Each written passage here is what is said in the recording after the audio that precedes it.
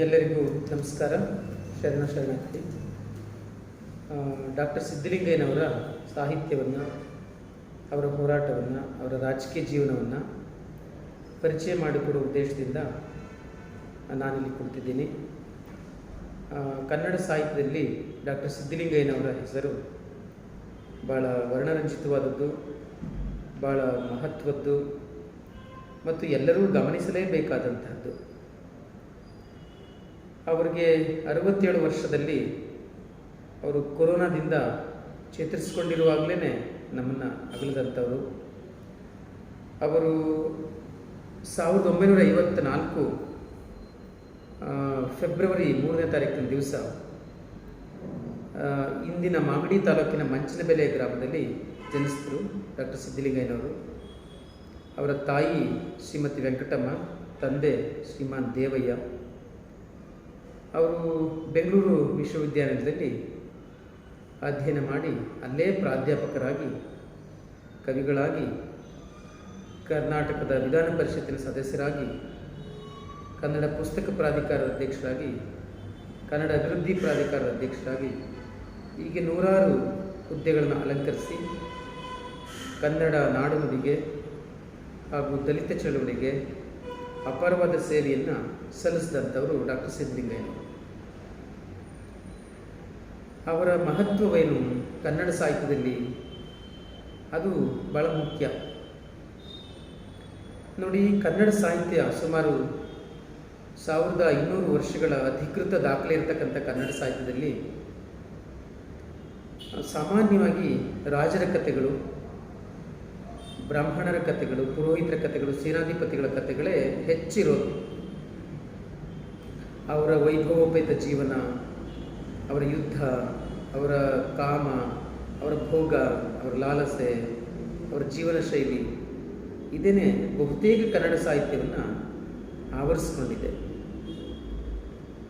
ಸುಮಾರು 1000 ವರ್ಷಗಳ ಪ್ರಾಚೀನ ಮತ್ತು ಮಧ್ಯಕಾಲೀನ ಕನ್ನಡ ಸಾಹಿತ್ಯದಲ್ಲಿ ವಚನ ಸಾಹಿತ್ಯ ಬಿಟ್ಟರೆ ಉಳಿದಂತೆ ಬಹುತೇಕ ಇದೇ ಇದೆ.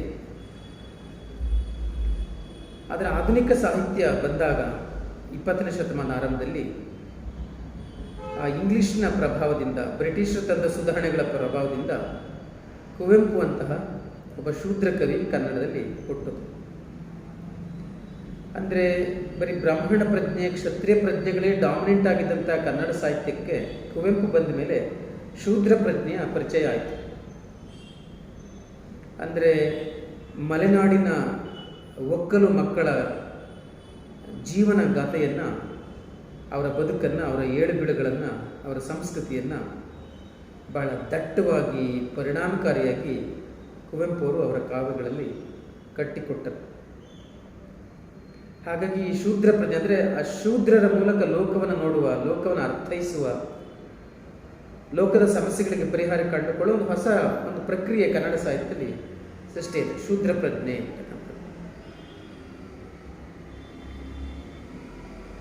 ಡಾಕ್ಟರ್ ಸಿದ್ಧಲಿಂಗಯ್ಯನಂತವರ ಆಗಮನದ ನಂತರ ಡಾಕ್ಟರ್ ಸಿದ್ಧಲಿಂಗಯ್ಯ ಆಗ್ಬೋದು, ದೇವೂರು ಮಹಾದೇವ ಅವರಾಗ್ಬೋದು, ಅರವಿಂದ ಮಾಲ್ಗತ್ತಿ ಅವರಾಗ್ಬೋದು, ಈ ಥರದ ಕವಿಗಳ ಆಗಮನದ ನಂತರ ಕನ್ನಡ ಸಾಹಿತ್ಯದಲ್ಲಿ ದಲಿತ ಪ್ರಜ್ಞೆ ಕಾಣಿಸಿಕೊಳ್ತು.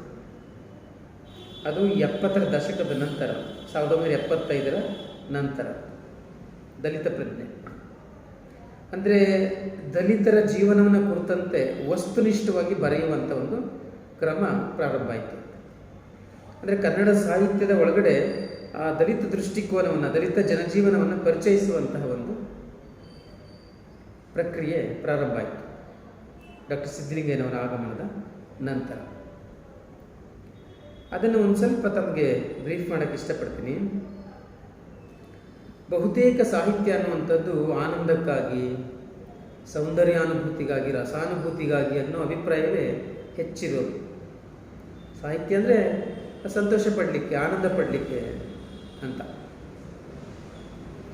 ಆದರೆ 70ರ ದಶಕದಲ್ಲಿ ದಲಿತ ಬಂಡೆ ಸಾಹಿತ್ಯ ಬಂದ ಮೇಲೆ ಆ ಟ್ರೆಂಡನ್ನು ಚೇಂಜ್ ಮಾಡಲಾಯಿತು. ಅಫ್ಕೋರ್ಸ್ ಪ್ರಗತಿಶೀಲ ಕವಿಗಳು, ಸಾಹಿತ್ಯ ಇರೋದು ವಿಲಾಸಿ ಸಾಧನ ಅಲ್ಲ, ಅದು ಬಡವರ ರಕ್ಷಾ ಕವಚ ಆಗಬೇಕು ಅಂತ ಹೇಳಿದರು. 1940-50ರ ದಶಕದಲ್ಲಿ ಸೃಷ್ಟಿಯಾದಂಥ ಪ್ರಗತಿಶೀಲ ಸಾಹಿತ್ಯಗಳು ಅದರ ಪ್ರತಿಪಾದಿಸಿದರು. ಆದರೆ ಅದೊಂದು ದೊಡ್ಡ ಪರಂಪರೆಯಲ್ಲಿ ಬೆಳೆಯಲಿಲ್ಲ ಅಷ್ಟೇ. ಅಂದರೆ ಬಡವರ ರಕ್ಷಾ ಕವಚ ಸಾಹಿತ್ಯ ಅವರು ಉದ್ಧಾರಕ್ಕಿರಬೇಕು ಅನ್ನೋದನ್ನ ಪ್ರತಿಪಾದಿಸಿದರು. ಬಟ್ ಅದನ್ನು ಹೆಚ್ಚು ಕಾಲ ಹೋರಾಟನ ಮುಂದುವರ್ಸೋಕ್ಕಾಗಲಿಲ್ಲ ಅವರು. ಹಾಗಾಗಿ ದಲಿತ ಬಂಡೆ ಸಾಹಿತ್ಯವೇ ಸಾಮಾಜಿಕವಾದಂಥ ಬದ್ಧತೆ, ಕಮಿಟ್ಮೆಂಟು ಕವಿಗಳಿಗಿರಬೇಕು. ಆಮೇಲೆ ಬರೆಯುವ ಸಾಹಿತ್ಯ ಜನರನ್ನ ಬದಲಾಯಿಸೋ ಥರ ಇರಬೇಕು, ಬದಲಾವಣೆಗೆ ಕಾರಣ ಆಗಬೇಕು ಅನ್ನುವಂಥದ್ದನ್ನು ಪ್ರಧಾನವಾಗಿ ಪ್ರತಿಪಾದಿಸ್ತು. ನೋಡಿ, ಈ ಹಿನ್ನೆಲೆನ ಒಂದು ಸ್ವಲ್ಪ ಹೇಳೋದಾದರೆ, ಈ ದಲಿತ ಬಂಡೆ ಸಾಹಿತ್ಯದ ಸೃಷ್ಟಿಗೆ ಮೇಜರಾಗಿ ಹಲವಾರು ಕಾರಣಗಳು ಗುರುತಿಸ್ತಾರೆ. ಅದರಲ್ಲಿ ಬಹಳ ಮುಖ್ಯವಾಗಿ ಭೂಸಾ ಪ್ರಕರಣವನ್ನು ಸಾಮಾನ್ಯವಾಗಿ ಗುರುತಿಸ್ತಾರೆ. ಈಗ 1972-73 ಅವಧಿಯಲ್ಲಿ ಕರ್ನಾಟಕದಲ್ಲಿ ದೇವರಾಜ ಅರಸು ಅವರು ಮುಖ್ಯಮಂತ್ರಿಗಳಾಗಿದ್ದ ಕಾಲ. ಅವರು ಭಾಳ ಪ್ರೋಗ್ರೆಸಿವ್, ಪ್ರಗತಿಪರರು ಅಂತ ಹೆಸರುವಾಸಿಯಾಗಿದ್ದರು. ಭಾಳ ಜನಾನುರಾಗಿಯಾದ ಮುಖ್ಯಮಂತ್ರಿ ಅಂತ ಹೆಸರುವಾಸಿಯಾಗಿದ್ದರು. ಅವರ ಕ್ಯಾಬಿನೆಟ್ನಲ್ಲಿ ಬಿ ಬಸವಲಿಂಗಪ್ಪ ಅಂತಕ್ಕಂಥ ಇನ್ನೊಬ್ಬ ಕ್ರಾಂತಿಕಾರಿ ಮನುಷ್ಯ ಮಿನಿಸ್ಟರ್ ಆಗಿದ್ದರು. ಅವರು ದಲಿತ ಕುಟುಂಬದಿಂದ ಬಂದಂಥವರು ಬಿ ಬಸವಲಿಂಗಪ್ಪ, ಮತ್ತು ಭಾಳ ಕ್ರಾಂತಿಕಾರಿ. ದಲಿತರು ಇಂಗ್ಲೀಷ್ ಕಲಿಬೇಕು ಅನ್ನೋದನ್ನ ಆವಾಗಲೇ ಪ್ರತಿಪಾದಿಸ್ತಾ ಇದ್ರು. ಮತ್ತು ದಲಿತರ ಶೋಷಣೆಗೆ ಈ ದೇವರುಗಳು, ಈ ಧರ್ಮಗಳು ಅವ್ರನ್ನ ಬಂಧಿಸಿದ್ದಾವೆ, ಅದನ್ನೆಲ್ಲ ತೆಗೆದು ಚರಂಡಿಗೆ ಹಾಕಬೇಕು ಅಂತವರು ಭಾಷಣ ಮಾಡ್ತಿದ್ರು ಓದೋದು ಕಡೆ ಎಲ್ಲ. ಮತ್ತು ಅವರ ಅವಧಿಯಲ್ಲೇ ತಲೆಯ ಮೇಲೆ ಮಲ ಹೊರುವಂಥ ಪದ್ಧತಿಯನ್ನು ನಿಷೇಧ ಮಾಡಿದರು. ಇದರಿಂದಾಗಿ ಸಾಮಾನ್ಯವಾಗಿ ಸೊಸೈಟಿಲಿ ಒಂದು ಸಂಪ್ರದಾಯಸ್ಥ ವರ್ಗ ಅಂತ ಒಂದು ಇರ್ತದಲ್ಲ, ಆರ್ಥೋಡಾಕ್ಸ್ ಸೊಸೈಟಿ, ಅವ್ರಿಗೆ ಇವ್ರ ಮೇಲೆ ಸಿಟ್ಟಿತ್ತು ಬಸವಲಿಂಗಪ್ಪನವ್ರ ಮೇಲೆ. ಒಮ್ಮೆ ಏನಾಯಿತು, 73 ನವೆಂಬರ್ ತಿಂಗಳು ಮೈಸೂರು ಮಹಾರಾಜ ಕಾಲೇಜಿನ ಶತಮಾನೋತ್ಸವ ಭವನದಲ್ಲಿ ಭಾಷಣ ಮಾಡ್ತಾ ಅಚಾನಕ್ಕಾಗಿ ಯಾರೋ ಕೇಳಿದ ಪ್ರಶ್ನೆಗೆ ಕನ್ನಡದಲ್ಲಿ ಏನಿದೆ, ಎಲ್ಲ ಬರೀ ಭೂಸ ತುಂಬಿದೆ ಸಾಹಿತ್ಯದಲ್ಲಿ ಅಂತ ಹೇಳಿಬಿಟ್ರು ಬಸವಲಿಂಗಪ್ಪನವರು. ಅದನ್ನು ಅವ್ರ ವಿರೋಧಿಗಳು ಹಿಡ್ಕೊಂಡ್ರು. ಪೇಪರ್ಲೆಲ್ಲ ಅದೇ ಬಂತು, ಕನ್ನಡದಲ್ಲಿ ಏನಿದೆ ಬರೀ ಭೂಸ, ಬಿ ಬಸವಲಿಂಗಪ್ಪ ಅಂತ ಟೈಟ್ಲ್ ಹಾಕಾದರೆ ಬರ್ತದೆ.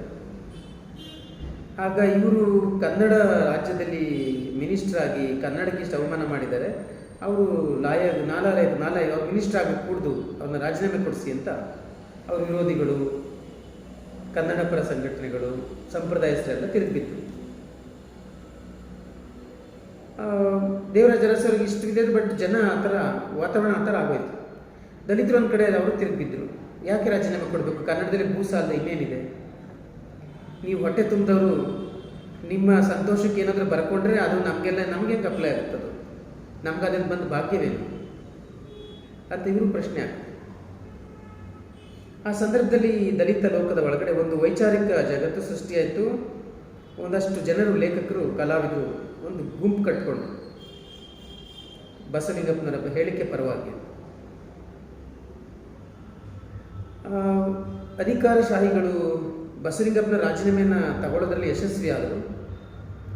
ಆದ್ದರಿಂದ ಇಡೀ ದಲಿತ ಸಮಾಜ, ಹಿಂದುಳಿದ ಸಮಾಜ ರೊಚ್ಚಿಗೆದ್ದೇಳು. ಸತ್ಯ ಹೇಳೋದಕ್ಕೆ ಈ ಥರ ಆಯ್ತಲ್ಲ, ಅದರ ಪ್ರತಿಫಲನೆ ಒಂದು ಆರ್ಗನೈಸೇಷನ್ ಸೃಷ್ಟಿಯಾಯಿತು. ಅದನ್ನು ದಲಿತ ಸಂಘರ್ಷ ಸಮಿತಿ ಅಂತ ಕರೀತಾರೆ, DSS ಅಂತ. ಪ್ರೊಫೆಸರ್ ಬಿ ಕೃಷ್ಣಪ್ಪನವರ ನೇತೃತ್ವದಲ್ಲಿ ಭದ್ರಾವತಿಯಲ್ಲಿ ಈ ಸಂಘಟನೆ ಸೃಷ್ಟಿಯಾಯಿತು. ಮತ್ತು ಆವತ್ತಿನ ಹೋರಾಟದ ಕಿಚ್ಚು, ಆ ಬಿಸಿಗೆ ಆ ಸಂಘಟನೆ ದಿಢೀರಂತ ಇಡೀ ರಾಜ್ಯದಾದ್ಯಂತ ಸ್ಪ್ರೆಡ್ ಆಯಿತು. ಆ ವೇಳೆಗಾಗಲೇ ದೇವನೂರು ಮಹಾದೇವರು ಕನ್ನಡ ಸಣ್ಣ ಕಥೆಗಳನ್ನ ಕೆಲವನ್ನ ಬರೆದು ಪ್ರಕಟ ಮಾಡಿದರು. ಅವು ಒಂದು ಹೊಸ ಮಿಂಚನ್ನು ಸೃಷ್ಟಿ ಮಾಡಿದರು. ಈ ಅವಧಿಯಲ್ಲಿ ಡಾಕ್ಟರ್ ಸಿದ್ಧಲಿಂಗಯ್ಯನವರು ಹೊಲೆಮಾದಿಗರ ಹಾಡು ಅಂತಕ್ಕಂಥ ಒಂದು ಕೃತಿಯನ್ನು ಪಬ್ಲಿಷ್ ಮಾಡಿದರು 1975 ಇಸ್ವಿ. ಹೊಲೆಮಾದಿಗರ ಹಾಡು ಅದೊಂದು 20 ಕವನಗಳ ಒಂದು ಸಣ್ಣ ಪುಟ್ಟ ಸಂಕಲನ. ಆದರೆ ಅದು ಕನ್ನಡ ಸಾಹಿತ್ಯದಲ್ಲಿ ಉಂಟು ಮಾಡಿದ ಪರಿಣಾಮವನ್ನು ಸಣ್ಣದು ಅಂತ ಹೇಳಕ್ಕೆ ಬರಲ್ಲ. ಕೃತಿ ಸಣ್ಣದು, ಆದರೆ ಉಂಟು ಮಾಡಿದ ಪರಿಣಾಮ ಬಹಳ ದೊಡ್ಡದು. ಆ ಕೃತಿಯಲ್ಲಿ ಈವರೆಗಿನ ಸಾಂಪ್ರದಾಯಿಕದ ಸಾಹಿತ್ಯ ಇದೆಯಲ್ಲ, ಅದನ್ನೆಲ್ಲವನ್ನ ಉಲ್ಟಪಲ್ಟ ಮಾಡುವಂಥ ಒಂದು ಪದ್ಯಗಳಿದ್ದವು. ಆ ಥರದ ಒಂದು ಛಂದಸ್ಸು, ಮಟ್ಟು ಇತ್ತು. ಆ ಥರ ಇಲ್ಲಿವರೆಗೆ ಸಾಹಿತ್ಯ ಅನ್ನೋದು ಒಂದು ರೀತಿ ಅಘೋಷಿತವಾಗಿ ಅದು ಸೌಂದರ್ಯ, ಒಂದು ಸಂತೋಷ ಪಡಲಿಕ್ಕೆ, ಒಂದು ಅನುಭೂತಿ, ಈ ಥರದ ಅಭಿಪ್ರಾಯವೇ ಇದ್ದಿದ್ದು. ಯಾರೇನು ಹೇಳಿದ್ರು ಹಂಗೆ ಇತ್ತು ಸಾಹಿತ್ಯ ಅನ್ನೋದು. ಇಂಥ ಸಂದರ್ಭದಲ್ಲಿ ಡಾಕ್ಟರ್ ಸಿದ್ಧಲಿಂಗಯ್ಯನವರು ಈ ಹೊಲೆಮಾದಿಗರ ಹಾಡಿನ ಮೂಲಕ ಕೆಲವು ಪದ್ಯಗಳನ್ನು ಇಂಟ್ರೊಡ್ಯೂಸ್ ಮಾಡಿ, ನಾನೀಗ ಪದ್ಯಗಳನ್ನು ಓದ್ತೀನಿ. ಅದಾದಮೇಲೆ ಸಾವಿರಾರು ನದಿಗಳು ಅಂತ ಇನ್ನೊಂದು ಕೃತಿ ಪಬ್ಲಿಷ್ ಆಯಿತು. ಆಮೇಲೆ ಕಪ್ಪು ಕಾಡಿನ ಹಾಡು ಅಂತ ಇನ್ನೊಂದು ಕೃತಿ ಪಬ್ಲಿಷ್ ಆಯಿತು. ಆ ವೇಳೆಗೆ ಮೈಸೂರಿನಿಂದ ಮಾನ ಜವರಾಯ ಅಂತಕ್ಕಂಥ ಕವಿ ಕೇಳು ಜಗಮಾದಿಗ ಹೊಲಯ ಅಂತ ಅವರಿನ್ನೊಂದು ಕೃತಿ ಬಿಟ್ಟರು. ಅರವಿಂದ ಮಾಲ್ಗತ್ತಿಯವರು ಮೂಕನಿಗೆ ಬಾಯಿ ಬಂದಾಗ ಅಂತ ಇನ್ನೊಂದು ಕವನ ಸಂಕಲನ ಪ್ರಕಟ ಮಾಡಿದರು. ಆ ಥರದ ಒಂದು ಹೊಸ ಕ್ರಾಂತಿ ಕನ್ನಡ ಸಾಹಿತ್ಯದೊಳಗಡೆ ಪ್ರಾರಂಭ ಆಯಿತು. ಆದರೆ ಸಿದ್ಧಲಿಂಗಯ್ಯನವ್ರನ್ನೇ ಕುರಿತು ಹೇಳೋದಾದರೆ, ಅವರ ಕಾವ್ಯದ ವಿಶೇಷತೆ ಏನು ಅನ್ನೋ ಕುರಿತು ಹೇಳೋದಾದರೆ ಒಂದಷ್ಟು ತುಂಬ ಪದ್ಯಗಳಿದ್ದಾವೆ, ಅದನ್ನೆಲ್ಲ ಹೇಳಲಿಕ್ಕಾಗಲ್ಲ. ಆದರೆ ಅವರ ಕೆಲವು ಪದ್ಯಗಳನ್ನು ತಮಗೆ ಓದಿ ಹೇಳಲಿಕ್ಕೆ ಇಷ್ಟಪಡ್ತೀನಿ. ನನ್ನ ಜನಗಳು ಅನ್ನೋದು ಮೊದಲನೇ ಪದ್ಯ, ಅವರ ಅಲೆಮಾದಿಗರ ಹಾಡು ಕೃತಿಯ ಮೊದಲನೇ ಪದ್ಯ.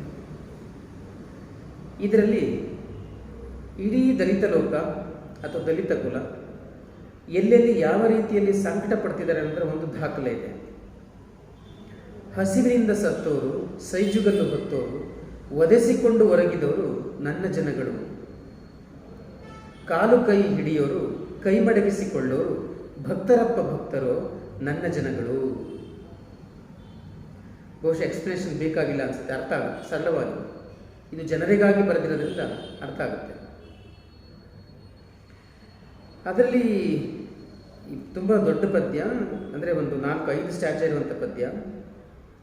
ಅದರಲ್ಲಿ ಎಲ್ಲವನ್ನೂ ಹೇಳಿದ್ದಾರೆ. ಫಲವನ್ನುತ್ತು ಬಿತ್ತೋರು, ಬೆಳೆಯ ಕೊಯ್ದು ಬೆವರೋರು, ಬಿಸಿಲಿನಲ್ಲಿ ಬೇಯೋರು ನನ್ನ ಜನಗಳು, ಬರಿಗೈಲೆ ಬಂದೋರು, ಉಸ್ಸೆಂದು ಕೂತೋರು, ಹೊಟ್ಟೆ ಬಟ್ಟೆ ಕಟ್ಟಿದವರು ನನ್ನ ಜನಗಳು. ನೋಡಿ, ಕೈ ಕೆಸರಾದರೆ ಬಾಯಿ ಮೊಸರು ಅಂತ ಗಾದೆ ಇದೆ.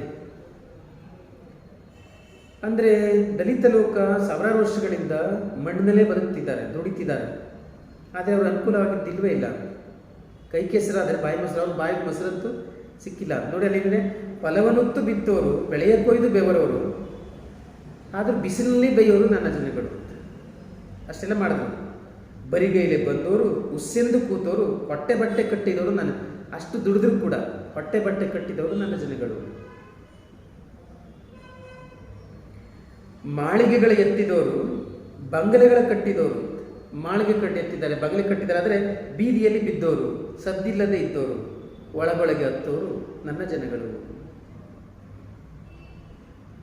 ಚಿನ್ನವನ್ನು ತೆಗೆಯೋರು, ಅನ್ನವನ್ನು ಕಾಣದವರು. ಅಂದರೆ ಎಷ್ಟೊಂದು ದುಡಿದು ದಣಿನ ಅನುಕೂಲ ಮಾಡಿಕೊಡ್ತಾರೆ, ಅಥವಾ ಗಣಿಗಳಲ್ಲಿ ಎಷ್ಟು ಆಳಕ್ಕಿಳಿದು ಇವರು ಅದಿರನ್ನ ಎತ್ಕೊಂಡ್ಬರ್ತಾರೆ, ಎಲ್ಲ ಮಾಡ್ತಾರೆ. ಆದರೆ ಅನ್ನ ಇಲ್ಲ ಇವರಿಗೆ. ಬಟ್ಟೆಯನ್ನು ನೇಯೋರು, ಬರಿ ಮೇಲೆ ಹೋಗೋರು, ಹೇಳಿದಂತೆ ಕೇಳುತ್ತಾರೆ ನನ್ನ ಜನಗಳು, ಗಾಳಿಯಲ್ಲೇ ಬಾಳುತ್ತಾರೆ ನನ್ನ ಜನಗಳು ಅಂತ ಇದೆ.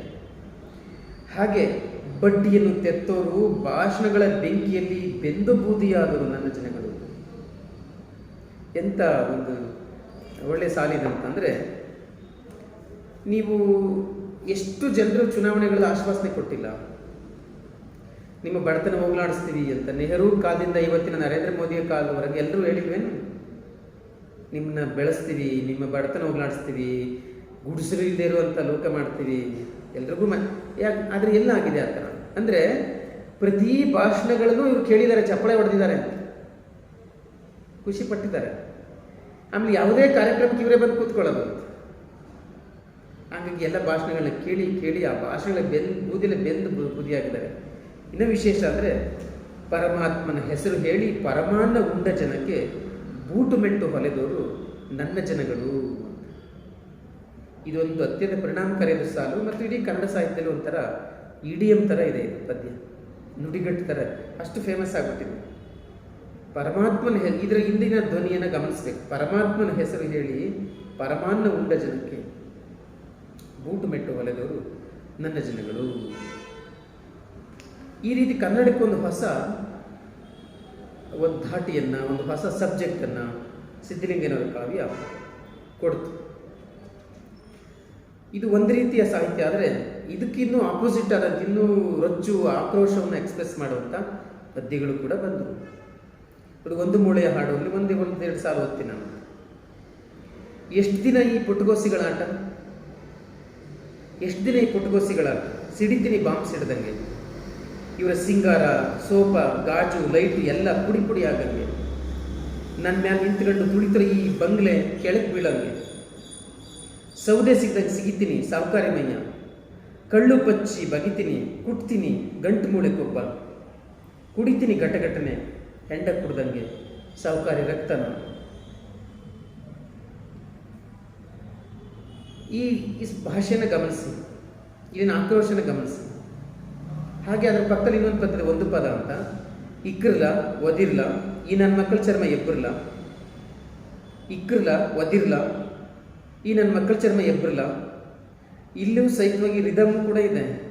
ಈ ಭಾಷೆ ಚೇಂಜ್ ಆದರೂ ಕೂಡ ಇದರ ವಸ್ತು ಚೇಂಜ್ ಆದರೂ ಕೂಡ ಅದನ್ನು ರಿದಮಿಕ್ ಆಗಿ ಇಕ್ರಲ ಒದಿರ್ಲ ಈ ನನ್ನ ಮಕ್ಕಳ ಚರ್ಮ ಎಬ್ಬರ್ಲ. ದೇವ್ರು ಒಬ್ಬನೇ ಅಂತಾರೆ, ಓಣಿಗೆ ಒಂದಂತಾರೆ, ಗುಡಿ ಕಟ್ಸವ್ರೆ, ಎಲ್ಲರೂ ದೇವರ ಮಕ್ಕಳು ಅಂತಾರೆ, ಕೊಲೆಯರನ್ನ ಕಂಡ್ರೆ ಹಾವು ಕಣ್ಣಂಗೆ ಕಾಣ್ತಾರೆ ಅಂತ ಶುರುವಾಗುತ್ತೆ ಪದ್ಯ. ಕೊನೆಗೆ ಹೆಂಗಾಗುತ್ತೆ ಅಂದರೆ,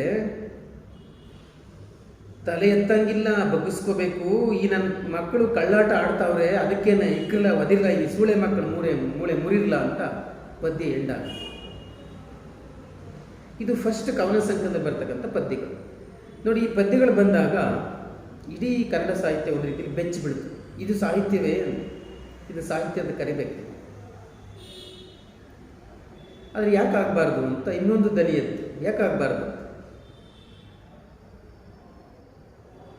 ಹಂಗಾಗಿ ಕನ್ನಡ ಸಾಹಿತ್ಯಕ್ಕೆ ಒಂದು ಸ್ವನ, ಹೊಸ ರಾಗವನ್ನು ಕೊಟ್ಟಂತ, ಹೊಸ ಧ್ವನಿಯನ್ನು ಕೊಟ್ಟಂತ. ಕುವೆಂಪು ಬಂದ ನಂತರ ಹೇಗೆ ಶೂದ್ರ ಪ್ರಜ್ಞೆ ಕನ್ನಡ ಸಾಹಿತ್ಯವನ್ನು ಆವರಿಸಿಕೊಳ್ತೋ, ಹಾಗೆ ಡಾಕ್ಟರ್ ಸಿದ್ದಲಿಂಗಯ್ಯನವರು, ದೇವನೂರು ಮಹಾದೇವ್ ಅವರು, ಅರವಿಂದ ಮಾಲ್ಗತ್ತಿಯವರು, ಚನ್ನಣ್ಣ ವಾಲಿಕಾರ್, ಮನೋಜ್ ಅವರ, ಈ ಥರದ ದಲಿತ ಲೇಖಕರು ಬಂದ ಮೇಲೆ ಆ ಕನ್ನಡ ಸಾಹಿತ್ಯಕ್ಕೆ ದಲಿತ ಪ್ರಜ್ಞೆ ಪರಿಚಯ ಆಯಿತು. ಹಾಗೆ ಇನ್ನೊಂದಷ್ಟು ಪದ್ಯಗಳನ್ನ ತಮಗೆ ಓದಲಿಕ್ಕೆ ಇಷ್ಟಪಡ್ತೀನಿ. ಕ್ರಾಂತಿ ಪದ ಅಂತ ಒಂದು ಪದ್ಯ ಇದೆ, ಅದರಲ್ಲಿ ಜಸ್ಟ್ ಒಂದು ಪದ್ಯವನ್ನು, ಒಂದು ಪ್ಯಾರನ ಓದ್ತೀನಿ ನಾನು. ಗುಡಿಸಲುಗಳು ಗುಡುಗುತ್ತಿವೆ, ಬಂಗಲೆಗಳು ನಡುಗುತ್ತಿವೆ, ಎಲ್ಲೆಲ್ಲಿಯೂ ಮೊಳಗುತ್ತಿದೆ ನವಕ್ರಾಂತಿಯ ಗಾನ. ಗುಡಿಸಲುಗಳು ಗುಡುಗುತ್ತಿವೆ, ಬಂಗಲೆಗಳು ನಡುಗುತ್ತಿವೆ, ಎಲ್ಲೆಲ್ಲಿಯೂ ಮೊಳಗುತ್ತಿದೆ ನವಕ್ರಾಂತಿಯ ಗಾನ. ಮತಗಳು ಹತವಾಗುತ್ತಿವೆ, ಜನಪದಗಳು ಮೂಡುತ್ತಿವೆ, ಅಸಮಾನತೆ ಆಗುತ್ತಿದೆ ಕ್ರಾಂತಿಗೆ ಸೋಪಾನ. ಇದು ಹೋರಾಟದ ಹಾಡು, ಆದರೂ ಎಷ್ಟು ರಿದಮಿಕ್ ಆಗಿದೆ.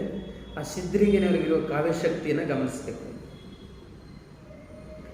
ಅಲ್ಲಿ ಒಂದು ಕರೆ ಇದೆ, ದೇವರುಗಳ ಪೂಜೆಯಲ್ಲಿ, ಗುರುವರ್ಯರ ದಾಸ್ಯದಲ್ಲಿ, ಇಹಲೋಕಕ್ಕೂ ಪರಲೋಕಕ್ಕೂ ಸೇತುವೆಯನ್ನು ಕಟ್ಟಿ, ಪರಮಾತ್ಮನ ಪರದೆಯಲ್ಲಿ ಜೀವಾತ್ಮನ ಕಬಳಿಸುವ ಕಡುಜಾಣರ ಕೊಂದು ತಿಂದು ಅನ್ಯಾಯವ ಮೆಟ್ಟಿ.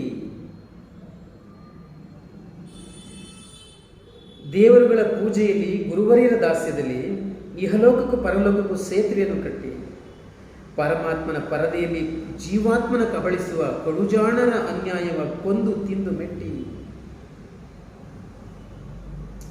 ಅಂದರೆ ಈ ಪುರೋಹಿತಶಾಹಿ ವರ್ಗ ಪರಮಾತ್ಮನ ಹೆಸರಲ್ಲಿ ಜೀವಾತ್ಮನ ಕಬಳಿಸ ಎಷ್ಟು ಶಕ್ತಿಶಾಲಿ ಅಂತ. ಅಂದರೆ ದೇವರ ಹೆಸರಲ್ಲಿ ಎಷ್ಟು ಜೀವಗಳನ್ನ ಬಲಿ ತೆಗೆದಿಲ್ಲ ಇವರು, ಎಷ್ಟು ಜೀವಗಳನ್ನ ನಾಶ ಮಾಡಿಲ್ಲ. ಇಂಥ ಕಡುಜಾಣರಿದ್ದಾರಲ್ಲ, ಅವರ ಅನ್ಯಾಯವನ್ನು ಕೊಂದು ತಿಂದು ಮೆಟ್ಟಿ ಈ ಕ್ರಾಂತಿಯ ಪದ ಬರ್ತಾ ಇದೆ ಎನ್ನುವಂಥ ಒಂದು ಹಾಡನ್ನು ಬರೆದಿದ್ದಾರೆ ಡಾಕ್ಟರ್ ಸಿದ್ಧಲಿಂಗಯ್ಯ. ಇವೆಲ್ಲ ಕನ್ನಡ ಸಾಹಿತ್ಯಕ್ಕೆ ಒಂದು ಹೊಸ ಶಕ್ತಿಯನ್ನು ಕೊಟ್ಟಂಥ, ಒಂದು ಹೊಸ ದಿಕ್ಕನ್ನು ತೋರಿಸ್ತಂಥ ಪದ್ಯಗಳು. ಹಾಗೆಯೇ ತುಂಬ ಪದ್ಯಗಳಿದೆ. ಇನ್ನೊಂದು ಹಬ್ಬ ಅಂತ ಒಂದು ಪದ್ಯ ಇದೆ. ದಲಿತರ ಮೂಳೆ ಪಕ್ಕೆ ತಲೆಬುರುಡೆ ಮೇಲೆ ಕಾರು, ರಿಕ್ಷಾ, ಸ್ಕೂಟ್ರಲ್ಲಿ ಓಡಾಡೋರು. ಅಂದರೆ ದಲಿತರಿಗೆ ಆಕ್ಸಿಡೆಂಟ್ ಮಾಡೋದು, ದಲಿತರಿಗೆ ಕೊಲ್ಲೋದು, ದಲಿತರನ್ನು ಸಾಯಿಸೋದು ಎಷ್ಟು ಈಸಿ ಅಂತ ಈ ಸಾಲುಗಳು ಧ್ವನಿಸ್ತವೆ ಯಾರಿಗೆ ಅನುಕೂಲಸ್ಥರಿಗೆ. ದಲಿತರ ಮೂಳೆ ಪಕ್ಕೆ ತಲೆಬುರುಡೆ ಮೇಲೆ ಕಾರು, ರಿಕ್ಷಾ, ಸ್ಕೂಟ್ರಲ್ಲಿ ಓಡಾಡೋರು, ಕೆಳಗ್ನೂರ ಕಣ್ಣು ಕಿತ್ತು ಕೆಕ್ಕರಿಸ್ಕೊಂಡು ನೋಡೋರು, ಹಲ್ಲುದುಸಿ ಪಕ್ಕ ನಗೋರು, ಇಂಥ ಸುಲಿಗೆ ಮಾಡುವ ಮೋಸಗಾರ ಬಡ್ಡಿ ಮಕ್ಕಳನ್ನ ಕ್ರಾಂತಿಕಾರಿಗಳ ಕೋರ್ಟ್ಗೆ ಎಳಿತೀನಿ, ಮಾರ್ಕ್ಸ್ನಿಂದ ಜಡ್ಜ್ಮೆಂಟ್ ಕೊಡಿಸ್ತೀನಿ, ಅವ್ರಿಗೆ ಫಾಸಿ ಆಯ್ತದೆ. ಫಾಸಿ ಅಂದ್ರೆ ಗಲ್ಲು. ತಾತ ಮುತ್ತಾತನ ಕಾಲದಿಂದ ಜೀವಂತೆಯದವರು ಕೋರ್ಟ್ನ ಅಂಗಳದ ತುಂಬ ನಿಂತ್ಕೊಂಡು ಕ್ಯಾಕೆ ಹಾಕಿ ಕುಣಿತಾರೆ. ಸುಲಿದವ್ರನ್ನ ಸುಲಿಯೋ ದಿನ ಅದು, ಆವತ್ತು ದಲಿತರ ಹಬ್ಬ ಅಂತ ಹೇಳಿ. ಮೂಲತಃ ಡಾಕ್ಟರ್ ಸಿದ್ಧಲಿಂಗಯ್ಯನವರು ಮಾರ್ಕ್ಸ್ವಾದಿ ಅಂದರೆ ಕಮ್ಯುನಿಸ್ಟ್ ಐಡಿಯಾಲಜಿಯಿಂದ ಹೆಚ್ಚು ಪ್ರೇರಿತರಾಗಿದ್ದಂಥವ್ರು. ಹಾಗಾಗಿ ಇಷ್ಟು ಅನ್ಯಾಯ ಮಾಡ್ತಾರಲ್ಲ ಅವರೆಲ್ಲರೂ ಕ್ರಾಂತಿಕಾರಿಗಳ ಕೋರ್ಟು. ಅದು ಹೇಳೋದು ಅಲ್ಲಿ ಕಾರ್ಲ್ ಮಾರ್ಕ್ಸ್ನಿಂದ ಜಡ್ಜ್ಮೆಂಟ್ ಕೊಡಿಸ್ತೀನಿ ಅಂತ. ಕಾರ್ಲ್ ಮಾರ್ಕ್ಸ್ ಏನು ಹೇಳೋದು, ಬಂಡವಾಳಶಾಹಿಗಳಿಗೆ ಅವ್ನು ಜಸ್ಟ್ ಕ್ರಶ್ ದೆಮ್ ಅಂತಾನೆ. ಬಂಡವಾಳಶಾಹಿಗಳು ಯಾವ ಮಾತನ್ನು ಕೇಳಲ್ಲ, ಯಾವ ಬುದ್ಧಿನೂ ಕೇಳಲ್ಲ. ಅವರು ಅವನ್ನ ಕೊಂದಾಕಿ ಅಂತ ಕಾರ್ಮಿಕರಿಗೆ ಕರೆ ಕೊಡ್ತಾರೆ ಕಾರ್ಲ್ ಮಾರ್ಕ್ಸ್. ಹಾಗಾಗಿ ಆ ಒಂದು ಪ್ರಭಾವದಿಂದ ಇಲ್ಲಿ ಡಾಕ್ಟರ್ ಸಿದ್ಧಲಿಂಗರು ಸುಲಿದವ್ರನ್ನ ಸುಲಿಯೋ ದಿನ ಅದು, ಆವತ್ತು ದಲಿತರ ಹಬ್ಬ ಅಂತ ಮಾತನಾಡ್ತಾರೆ. ಇದೆಲ್ಲ ಕನ್ನಡ ಸಾಹಿತ್ಯಕ್ಕೆ ಒಂದು ಹೊಸ ಆಯಾಮವನ್ನು ತಂದುಕೊಟ್ಟಂಥ ಪದ್ಯಗಳು. ಹಾಗೆ ಇನ್ನೊಂದು ಪದ್ಯ ಇದೆ, ಹಣೆ ಬರವು ಎಂಬ ನಾಟಕವು. ಅದರಲ್ಲಿ ಒಂದು ವಿಶೇಷವಾದಂಥ ಸಾಲಿದೆ. ಇದು ತುಂಬ ಜನರಿಗೆ ಗೊತ್ತಿದೆ. ಇದನ್ನು ಪುರಾಣ ಭಂಜನೆ ಅಂತ ಕರೀತಾರೆ. ದಲಿತ ಬಂಡೆ ಸಾಹಿತ್ಯದ ಒಂದು ವಿಶೇಷತೆ ಅಂತಂದರೆ, ಈಗಾಗಲೇ ಎಸ್ಟಾಬ್ಲಿಷ್ ಆಗಿರತಕ್ಕಂತಹ ಈ ಶ್ರೇಷ್ಠ, ಬಹಳ ಸಮೃದ್ಧ ಅಂತ ಜನಮಾನಸದಲ್ಲಿ ಗುರುತಿಸ್ಕೊಂಡಿರ್ತಕ್ಕಂತಹ ವೈದಿಕ ಸಂಸ್ಕೃತಿಯನ್ನು ನಾಶ ಮಾಡ್ತಕ್ಕಂತಹ, ಒಡೆದಾಕ್ತಕ್ಕಂಥ ಒಂದು ಕೆಲಸಕ್ಕೆ ದಲಿತ ಬಂಡೆ ಸಾಹಿತ್ಯ ಕೈ ಹಾಕ್ತದೆ. ಅದಕ್ಕೆ ಪುರಾಣ ಭಂಜನೆ ಅಂತ ಕರೀತಾರೆ. ಅದೊಂದು ಕಾನ್ಸೆಪ್ಟ್, ಅದೊಂದು ಪರಿಕಲ್ಪನೆ. ನೀವು ಹೊಸದನ್ನು ಹೇಳಬೇಕಾದ್ರೆ ಈಗ ಇರೋ ಹಳೆಯದನ್ನು ನೀವು ಅದನ್ನು ನಾಶಪಡಿಸಬೇಕು ಅನ್ನೋದು ಇವರ ಐಡಿಯಾಲಜಿ. ಹಾಗಾಗಿ ಪುರಾಣ ಭಂಜನೆ ಅಂದರೆ ಯಾವುದ್ಯಾವುದು ಒಪ್ಪಿತವೋ, ಯಾವುದ್ಯಾವುದು ಶ್ರೇಷ್ಠ ಅಂತ ಸಮಾಜ ಅಕ್ಸೆಪ್ಟ್ ಮಾಡ್ಕೊಂಡಿದೆಯೋ ಅದನ್ನೆಲ್ಲವನ್ನು ರಿಜೆಕ್ಟ್ ಮಾಡೋದು, ಅದನ್ನು ಹೊಡೆದಾಕೋದು. ಈಗ ಬ್ರಹ್ಮನ ಹಣೆ ಬರಹ ಬದಲಾಯಿಸೋಕ್ಕಾಗಲ್ಲ ಅಂತ ನಂಬಿಕೆ ಇದೆ ಸೊಸೈಟಿಯಲ್ಲಿ. ಅದು ಅಲಿಖಿತ, ನೇನು ಒಂದು ರೀತಿ ಅದನ್ನು ಅಳಿಸೋಕ್ಕೆ ಆಗಲ್ಲ, ಎಲ್ಲ ನಮ್ಮ ಹಣೆ ಬರಹ ಅನ್ನೋಂಥ ನಂಬಿಕೆ ಇದೆ. ಅದನ್ನು ಸಿದ್ಧಲಿಂಗಯ್ಯನವರು ಪದ್ಯದಲ್ಲಿ ಅಣಕಿಸ್ತಾರೆ. ಬ್ರಹ್ಮ ಕೆಂಪಿಂಕಲ್ ಬರೆದಿರಲಿ, ಕಪ್ಪಿಂಕಲ್ ಬರೆದಿರಲಿ, ಬ್ರಹ್ಮ ಕೆಂಪಿಂಕಲ್ ಬರೆದಿರಲಿ, ಕಪ್ಪಿಂಕಲ್ ಬರೆದಿರಲಿ, ನಾ ಅಳಿಸ್ತೀನಿ, ನಂತವ್ರ ರಬ್ಬರದೇ ಅಂತ ಪದ್ಯದಲ್ಲಿ ಬರೆದಿದ್ದಾರೆ. ಇದನ್ನು ಪುರಾಣ ಭಂಜನೆ ಅಂತ ಕರೀತಾರೆ. ಇದು ಕೂಡ ಕನ್ನಡ ಸಾಹಿತ್ಯಕ್ಕೆ ಒಂದು ಹೊಸ ದಿಕ್ಕನ್ನು, ಆಯಾಮವನ್ನು ಕೊಟ್ಟಂಥ ಪದ್ಯಗಳು. ಹಾಗೆ ನಾನು ಎಂಥ ಕ್ರಾಂತಿಯನ್ನು ಪ್ರೀತಿಸ್ತೀನಿ, ನನ್ನ ಜೀವನ ಎಷ್ಟು ಕ್ರಾಂತಿಕಾರಕವಾದ ಅನ್ನೋದಕ್ಕೆ ಸಿದ್ಧಲಿಂಗಯ್ಯನವರು ನನ್ನ ಬಳಿಗೆ ಅಂತ ಪದ್ಯ ಬರೆದಿದ್ದಾರೆ. ಕ್ರಾಂತಿ ಕನ್ಯೆ ಮೋಹಜನ್ಯೆ ನಿನ್ನ ಮದುವೆ ಆಗುವೆ, ಕ್ರಾಂತಿ ಕನ್ಯೆ ಮೋಹಜನ್ಯೆ ನಿನ್ನ ಮದುವೆ ಆಗುವೆ, ಕ್ರಾಂತಿ ಕಿಡಿಯು ಸಿಡಿಯುವಾಗ ನಾನು ನಿನ್ನ ತಬ್ಬುವೆ, ಮೆರೆಯುವವರ ಚರ್ಮ ಸುಲಿದು ಸೀರೆ ಕುಬುಸ ಹೊಲಿಸುವೆ, ಮೆರೆಯುವವರ ಚರ್ಮ ಸುಲಿದು ಸೀರೆ ಕುಬುಸ ಹೊಲಿಸುವೆ, ಮೋಸಗಾರರ ಕೊರಳ ಕಡಿದು ತಲೆಯ ಹಾರ ಹಾಕುವೆ ಅಂತ ಪದ್ಯ ಸೃಷ್ಟಿಯಾಗ್ತದೆ. ಇಲ್ಲಿನ ಸಿಟ್ಟು, ಇಲ್ಲಿನ ಆಕ್ರೋಶ, ಇಲ್ಲಿನ ಭಾಷೆ ಬಳಕೆ, ಇಲ್ಲಿ ಸಿಟ್ಟು ಆಕ್ರೋಶನ ಹೇಳಿದ್ರೂ ಇರುವಂಥ ಅದನ್ನೊಂದು ಲಯ, ಇದನ್ನೆಲ್ಲವನ್ನು ಗಮನಿಸಬೇಕು ನೀವು. ಸಿದ್ಧಲಿಂಗಯ್ಯನವರ ಕಾವ್ಯದ ಶಕ್ತಿ ಅದು. ಹಾಗೆ ಇನ್ನೊಂದು ಪದ್ಯನ ತಮಗೆ ಓದೋದಾದರೆ, ನಾವು ಅಂತ ಒಂದು ಪದ್ಯ. ಹೂಳಿಲ್ಲದೆ ಕೊರಗುವವರು ನಾವು ಹಸಿದ ಹುಲಿಗಳು, ಹೂಳಿಲ್ಲದೆ ಕೊರಗುವವರು ನಾವು ಹಸಿದ ಹುಲಿಗಳು, ಮೇಲಿರುವವರ ಸುಳ್ಳು ಸುಲಿದು ನೆಗೆಯಲಿರುವ ಕಲಿಗಳು, ಮೇಲಿರುವವರ ಸುಳ್ಳು ಸುಲಿದು ನೆಗೆಯಲಿರುವ ಕಲಿಗಳು, ಕಷ್ಟಪಟ್ಟು ದುಡಿದರೂ ನಮಗೆ ಕೂಳು ದೊರೆಯದು, ದುಡಿಯದಿರುವ ಯಜಮಾನರ ಮಜವ ಹೇಳತಿರದು. ಕಷ್ಟಪಟ್ಟು ದುಡಿದರೂ ನಮಗೆ ಕೂಳು ದೊರಕದು, ಆದರೆ ದುಡಿಯದಿರುವ ಯಜಮಾನರ ಮೋಜು ಹೇಳುತ್ತಿರದು.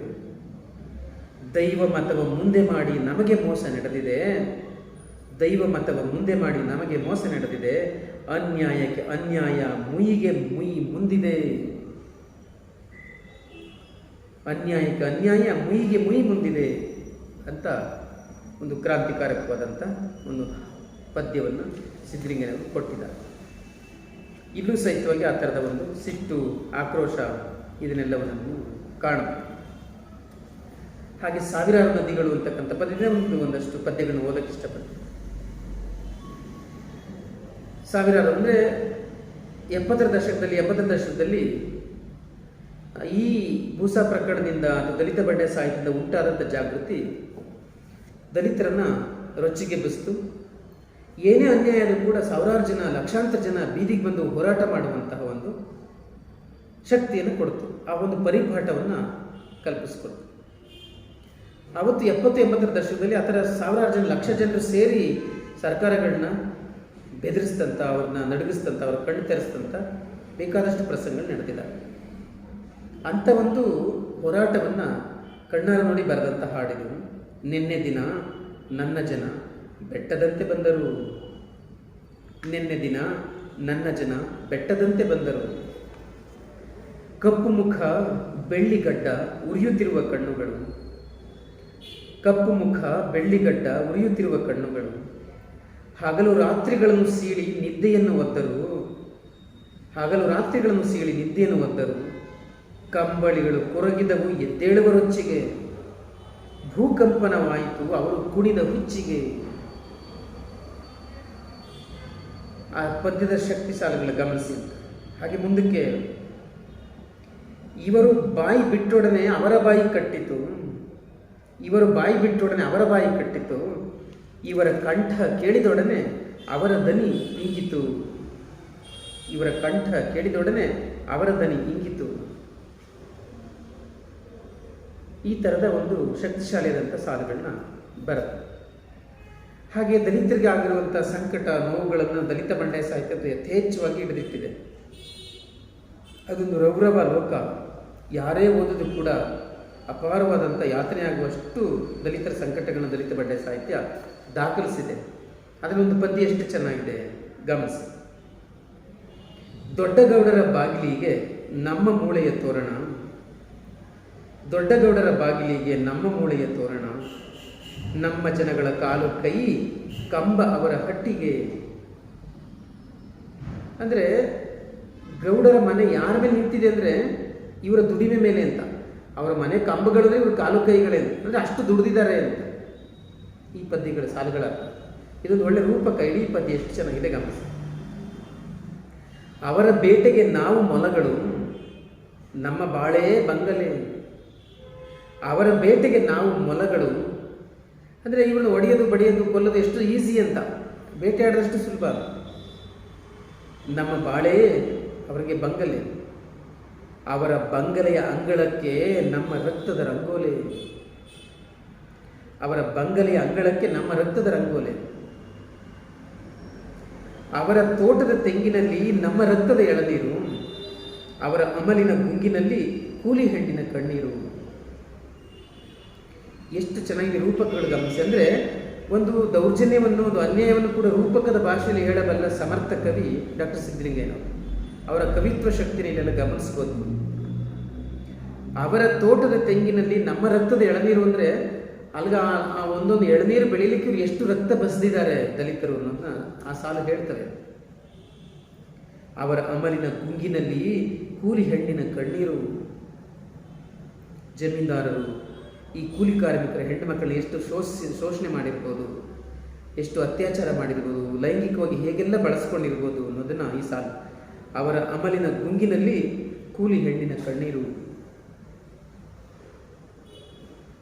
ಈ ಥರದ ಒಂದು ದಲಿತರ ಶೋಷಣೆಯನ್ನು ಬಹಳ ಶಕ್ತಿಶಾಲಿದಾಯಕವಾಗಿ ಹಿಡಿದಿಟ್ಟಿರುವಂಥ ಒಂದು ಪದ್ಯ ಇದು.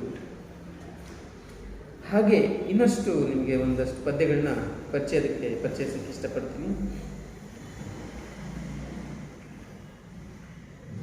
ಕಂಡೆ ನನ್ನವಳ ಒಂದು ದಿವಸ ಅನ್ನುವಂಥ ಒಂದು ಪದ್ಯ. ಈ ದಲಿತ ಹೆಣ್ಮಕ್ಕಳು ಅತ್ಯಾಚಾರಕ್ಕೊಳಗಾಗುವಂತಹ ಒಂದು ಸನ್ನಿವೇಶವನ್ನು ಹೇಳುವಂಥ ಒಂದು ಪದ್ಯ. ಅಲ್ಲಿಗೆ ಅದೆಲ್ಲ ಇಡೀ ಪದ್ಯ ರೂಪಕದ ಭಾಷೆಯಲ್ಲಿದೆ. ಇದೆಲ್ಲ ಅವರ ಕಾವ್ಯಶಕ್ತಿಗೆ ಒಂದು ಎಕ್ಸಾಂಪಲ್. ಕತ್ತಿಯನ್ನು ಹಿಡಿದವರು 10 ಜನ ನುಗ್ಗಿ ಎತ್ತಿಕೊಂಡರು ಅವಳ ಹಣ್ಣಿನಂತೆ. ಕತ್ತಿಯನ್ನು ಹಿಡಿದವರು 10 ಜನ ನುಗ್ಗಿ ಎತ್ತಿಕೊಂಡರು ಅವಳ ಹಣ್ಣಿನಂತೆ. ಮುಖಕ್ಕೆ ತುಬಕನೆ ಉಗಿಯಬೇಕೆನಿಸಿತವಳಿಗೆ ಮುಖಗಳೇ ಇರಲಿಲ್ಲ ಬಂದವರಿಗೆ. ಮುಖಕ್ಕೆ ತುಬಕನೆ ಉಗಿಯಬೇಕೆನಿಸಿತವಳಿಗೆ, ಮುಖಗಳೇ ಇರಲಿಲ್ಲ ಬಂದವರಿಗೆ. ಎಷ್ಟು ಚೆನ್ನಾಗಿದೆ ಈ ಸಾಲ. ಅಂದರೆ ಮುಖಗಳಂದರೆ ಈಗ ಇಷ್ಟು ಶೋಷಣೆ ಮಾಡಿದಾರಲ್ಲ ಸವರ್ಣೀಯರು, ಅವ್ರಿಗೇನಾದ್ರು ಸೆನ್ಸ್ ಇದೆಯಾ? ಅವ್ರ ಮುಖ ಅನ್ನೋದಿದೆಯಾ? ಆ್ಯಕ್ಚುಲಿ ನಾಚ್ಕೋಬೇಕಾಗಿತ್ತು ವಾಸ್ತವವಾಗಿ, ಆದರೆ ನಾಚಿಕೆ ಇಲ್ಲ. ಬಟ್ ನಾವು ಮೇಲ್ವರ್ಗ ಅನ್ನುವಂಥ ಅಭಿಮಾನ ಇದೆ, ಇಷ್ಟು ಶೋಷಣೆ ಮಾಡಿಯೂ ಸಹಿತವಾಗಿ ಸವರ್ಣೀಯರಿಗೆ. ನೋಡಿ, ಮುಖಕ್ಕೆ ಉಗಿಬೇಕು ಅನ್ನಿಸ್ತವಳಿಗೆ, ಆದರೆ ಅವ್ರಿಗೆ ಮುಖವೇ ಇರಲಿಲ್ಲ ಅಂತ. ಮುಖ ಅನ್ನೋದಿಲ್ಲ, ಅಂಥ ಸಾಕ್ಷಿ ಅನ್ನೋದಿಲ್ಲ ಅವ್ರಿಗೆ. ಅಷ್ಟು ಕ್ರೌರಿಗಳು, ಕ್ರೌರ್ಯ ಅಷ್ಟೇ ಗೊತ್ತಿರೋದವ್ರಿಗೇನು ಅಂತ ಒಂದು ಪರಿಣಾಮಕಾರಿಯಾದಂಥ ಸಾಲ. ನೀವು ಓದ್ಬೋದು ಇಡೀ ಪದ್ಯವನ್ನು, ತುಂಬ ಶಕ್ತಿಶಾಲಿಯಾಗಿದೆ. ಹಾಗೆ ನೋಡಿ, ಹಂಗೆಯೇ ಚೋಮನ ಮಕ್ಕಳ ಹಾಡು ಅನ್ನುವಂಥ ಒಂದು ಪದ್ಯದಲ್ಲಿ, ಚೋಮನ ದುಡಿ ಅನ್ನೋದು ಶಿವರಾಮ್ ಕಾರಂತರ ಒಂದು ಕಾದಂಬರಿ. ಅಲ್ಲಿ ಚೋಮ ಅಂತ ಒಂದು ದಲಿತ ಪಾತ್ರ ಬರ್ತದೆ. ಅವನೊಬ್ಬ ಚೋಮ ಅಲ್ಲಿಯ ಹೊಲೆಯ, ಕರಾವಳಿ ಭಾಗದ ಒಬ್ಬ ಹೊಲೆಯ. ಅವನಿಗೆಲ್ಲೋ ಕಾಡಿನಲ್ಲಿ 2 ಹಸುಗಳು ಸಿಕ್ಬಿಡ್ತವೆ.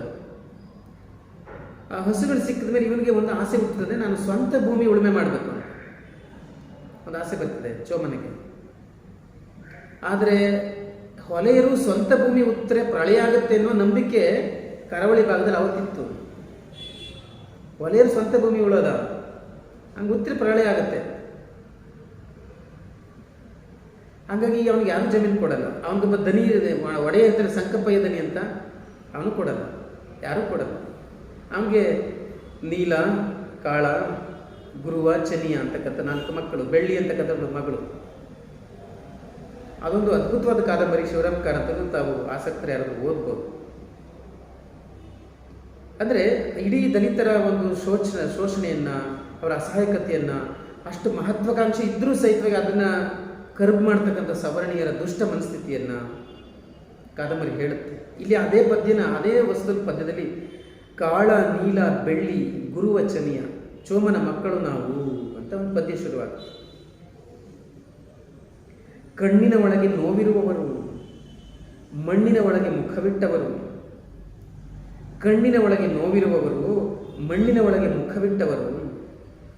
ತಾಯಿಯನ್ನಗಲಿದ ಮಕ್ಕಳು ನಾವು, ನೋವನಪ್ಪಿದವರು.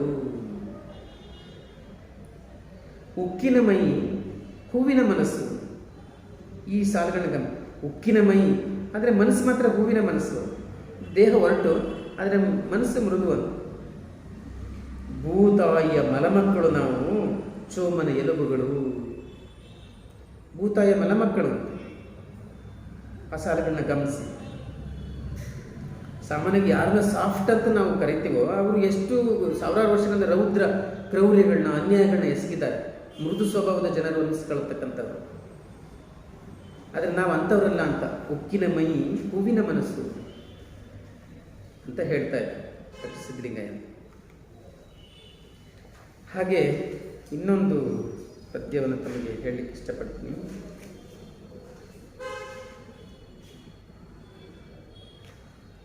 ರಾಣಿಯ ಪ್ರೇಮ ಅಂತಕ್ಕಂಥ ಒಂದು ಪದ್ಯ. ನಿಮಗೆ ಗೊತ್ತಿರ್ಬೋದು, ಈ ಜಮೀನ್ದಾರಗೂ ಕೂಲಿ ಕಾರ್ಮಿಕರಿಗೂ ಯಾವ ಥರ ರಿಲೇಷನ್ಶಿಪ್ ಇರ್ತಾ ಇತ್ತು ಅಂದರೆ, ಜಮೀನ್ದಾರ ಕೂಲಿ ಕಾರ್ಮಿಕರ ಮಡದಿಯರನ್ನು ಲೈಂಗಿಕವಾಗಿ ಶೋಷಣೆ ಮಾಡ್ತಾ ಇದ್ದ. ವೈಸೆ ವರ್ಷ ಅದಕ್ಕೆ ತದ್ವಿರುದ್ಧವಾಗಿ ಕೂಲಿ ಕಾರ್ಮಿಕರು ಜಮೀನ್ದಾರನ ಹೆಂಡತಿ ಜೊತೆ ಸಂಬಂಧ ಇಟ್ಕೊಂಡಿರ್ತಾ ಇದ್ದರು. ಇದು ನಡೀತಾ ಇತ್ತು, ಸಾಮಾನ್ಯ ನಡೀತಾ ಇತ್ತು.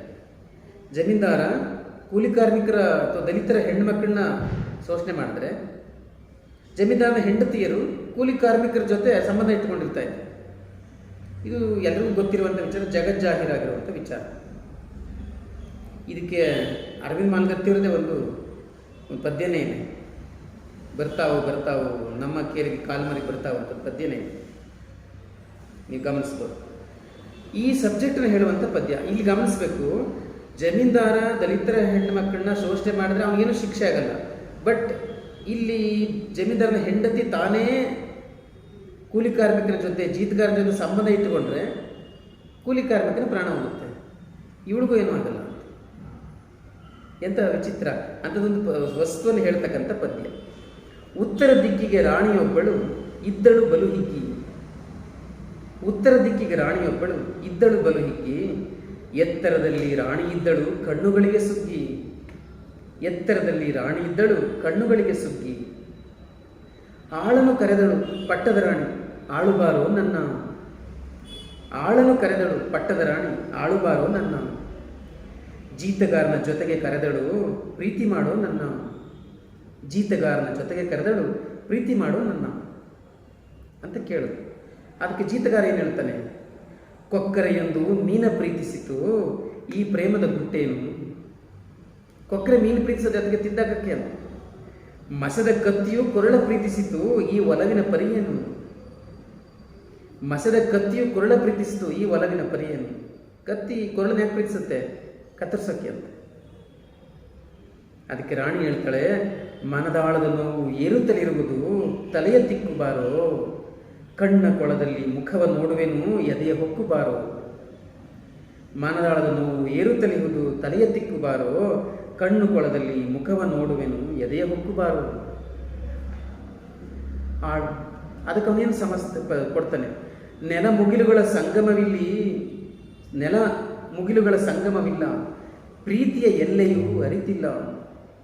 ಹಂಗಿನ ಅರಮನೆ ಭಂಗದ ಗುಡಿಸಲು ಮನಸ್ಸುಗಳೊಪ್ಪಿ ಬೆರೆತಿಲ್ಲ. ಹಂಗಿನ ಅರಮನೆ ಭಂಗದ ಗುಡಿಸಲು ಹೆಂಗೊಂದಾಗಕ್ಕಾಗತ್ತೆ? ಹಾಗೆ ಸಾಧ್ಯ ಇಲ್ಲ. ಕೊನೆಗೇನಾಯಿತು? ಜೀತಗಾರನು ಜೀವ ಭಯದಲ್ಲಿ ಊರ ಬಿಡುವೆನೆಂದ. ಜೀತಗಾರನು ಜೀವ ಭಯದಲ್ಲಿ ಊರ ಬಿಡುವೆನೆಂದ. ಬೇಲಿ ಮರೆಯಲ್ಲಿ ಹೆಣ ಬಿದ್ದಿತ್ತು ನೋಡಿ ಪ್ರೇಮದಂದ. ಬೇಲಿ ಮರೆಯಲ್ಲಿ ಹೆಣ ಬಿದ್ದಿತ್ತು ನೋಡಿ ಪ್ರೇಮದಂದ. ಈ ಥರದ ಒಂದು ಶೋಷಣೆ ಸಾಮಾನ್ಯವಾಗಿ ನಡೆಯುವಂಥ ಶೋಷಣೆ. ಬಟ್ ಜಮೀನ್ದಾರರು ದಲಿತ ಹೆಣ್ಣು ಮಕ್ಕಳನ್ನ ಶೋಷಣೆ ಮಾಡಿ ಅವ್ರಿಗೇನೂ ಪನಿಷ್ಮೆಂಟ್ ಆಗ್ತಿರ್ಲಿಲ್ಲ. ಆದರೆ ಇಲ್ಲಿ ರಾಣಿನೇ ಮೇಲ್ಬಿದ್ದು ಹೋದಾಗಲೂ ಜೀತಗಾರನ ಪ್ರಾಣ ಹೋಗಿದೆ ಅಂತ. ಈ ಥರದ ಶೋಷಣೆಯನ್ನು ಹೇಳುವಂಥ ಹಾಡು ಸಿದ್ಧಲಿಂಗಯ್ಯನವರ ಹಾಡುಗಳನ್ನ ಗಮನಿಸ್ಬೋದು ನೀವು. ಹಾಗೇನೊಂದು ಪದ್ಯನ ಹೇಳಿ ಮುಗಿಸ್ತೀನಿ ನಾನು. ಇದರಲ್ಲಿ ಸಿದ್ಧಲಿಂಗಯ್ಯನವರು ಹೋರಾಟದ ಮೂಲಕ ಬಂದಂಥವರು. ಸಹಜವಾಗಿ ಹೋರಾಟಗಾರರಿಗೆ ಪ್ರಶ್ನೆ ಇರ್ತದೆ, ದಾರಿ ಯಾವುದು, ಸರಿ ದಾರಿ ಯಾವುದು. ಕತ್ತಲೆಯಲ್ಲಿ ಮುಳುಗಿದ ಜನಕ್ಕೆ, ಸುತ್ತಲೂ ಸಾವನ್ನು ಕಾಣುವ ಜನಕ್ಕೆ, ಕರುಣೆಯ ಸರಪಳಿ ಕೊಲ್ಲುವ ಜನಕ್ಕೆ ಬಿಡುಗಡೆಯನ್ನು ನೀಡುವ ಒಂದು ದಾರಿ ಯಾವುದು, ಸರಿ ದಾರಿ ಯಾವುದು. ಆ ಪ್ರಶ್ನೆ ಅವತ್ತು ಕೇಳಿದ್ದವರು ಇವತ್ತಿಗೂ ಅದು ಹಾಗೆ ಉಳಿದಿದೆ. ಇವತ್ತಿಗೂ ಹಾಗೆ ಉಳಿದಿದೆ. ಈಗ ದಲಿತ ಚಳವಳಿಯ ಒಂದು ಅವ್ರಿಗೆ ಯಾರೇ ಕೇಳುವಂಥ ಪ್ರಶ್ನೆ ಇದು. ಈಗ ದಲಿತ ಚಳವಳಿ 30-40 ವರ್ಷಗಳನ್ನು ದಾಟಿ ಬಂದಿದ್ದೀರಲ್ಲ, ವಾಟ್ ಈಸ್ ಯುವರ್ ಕಾಂಟ್ರಿಬ್ಯೂಷನ್ ಅಂತ ಯಾರೇ ಕೇಳುವಂಥ ಪ್ರಶ್ನೆ ಅಂತ. ಸಿದ್ಧಲಿಂಗಯ್ಯನವ್ರಿಗೂ ಆ ಪ್ರಶ್ನೆ ನೋಡಿ, ದಾರಿ ಯಾವುದು, ಸರಿ ದಾರಿ ಯಾವುದು. ಕತ್ತಲೆಯಲ್ಲಿ ಮುಳುಗಿದ ಜನಕ್ಕೆ, ಸುತ್ತಲೂ ಸಾವನ್ನು ಕಾಣುವ ಜನಕ್ಕೆ, ಕರುಣೆಯ ಸರಪಳಿ ಕೊಲ್ಲುವ ಜನಕ್ಕೆ ಬಿಡುಗಡೆ ನೀಡುವ ಒಂದು ದಾರಿ ಯಾವುದು, ಸರಿ ದಾರಿ ಯಾವುದು ಅಂತ ಅವರು ಪ್ರಶ್ನೆ ಕೇಳ್ತಾ ಇದ್ದಾರೆ. ತುಂಬ ಪದ್ಯಗಳಿದ್ದಾವೆ.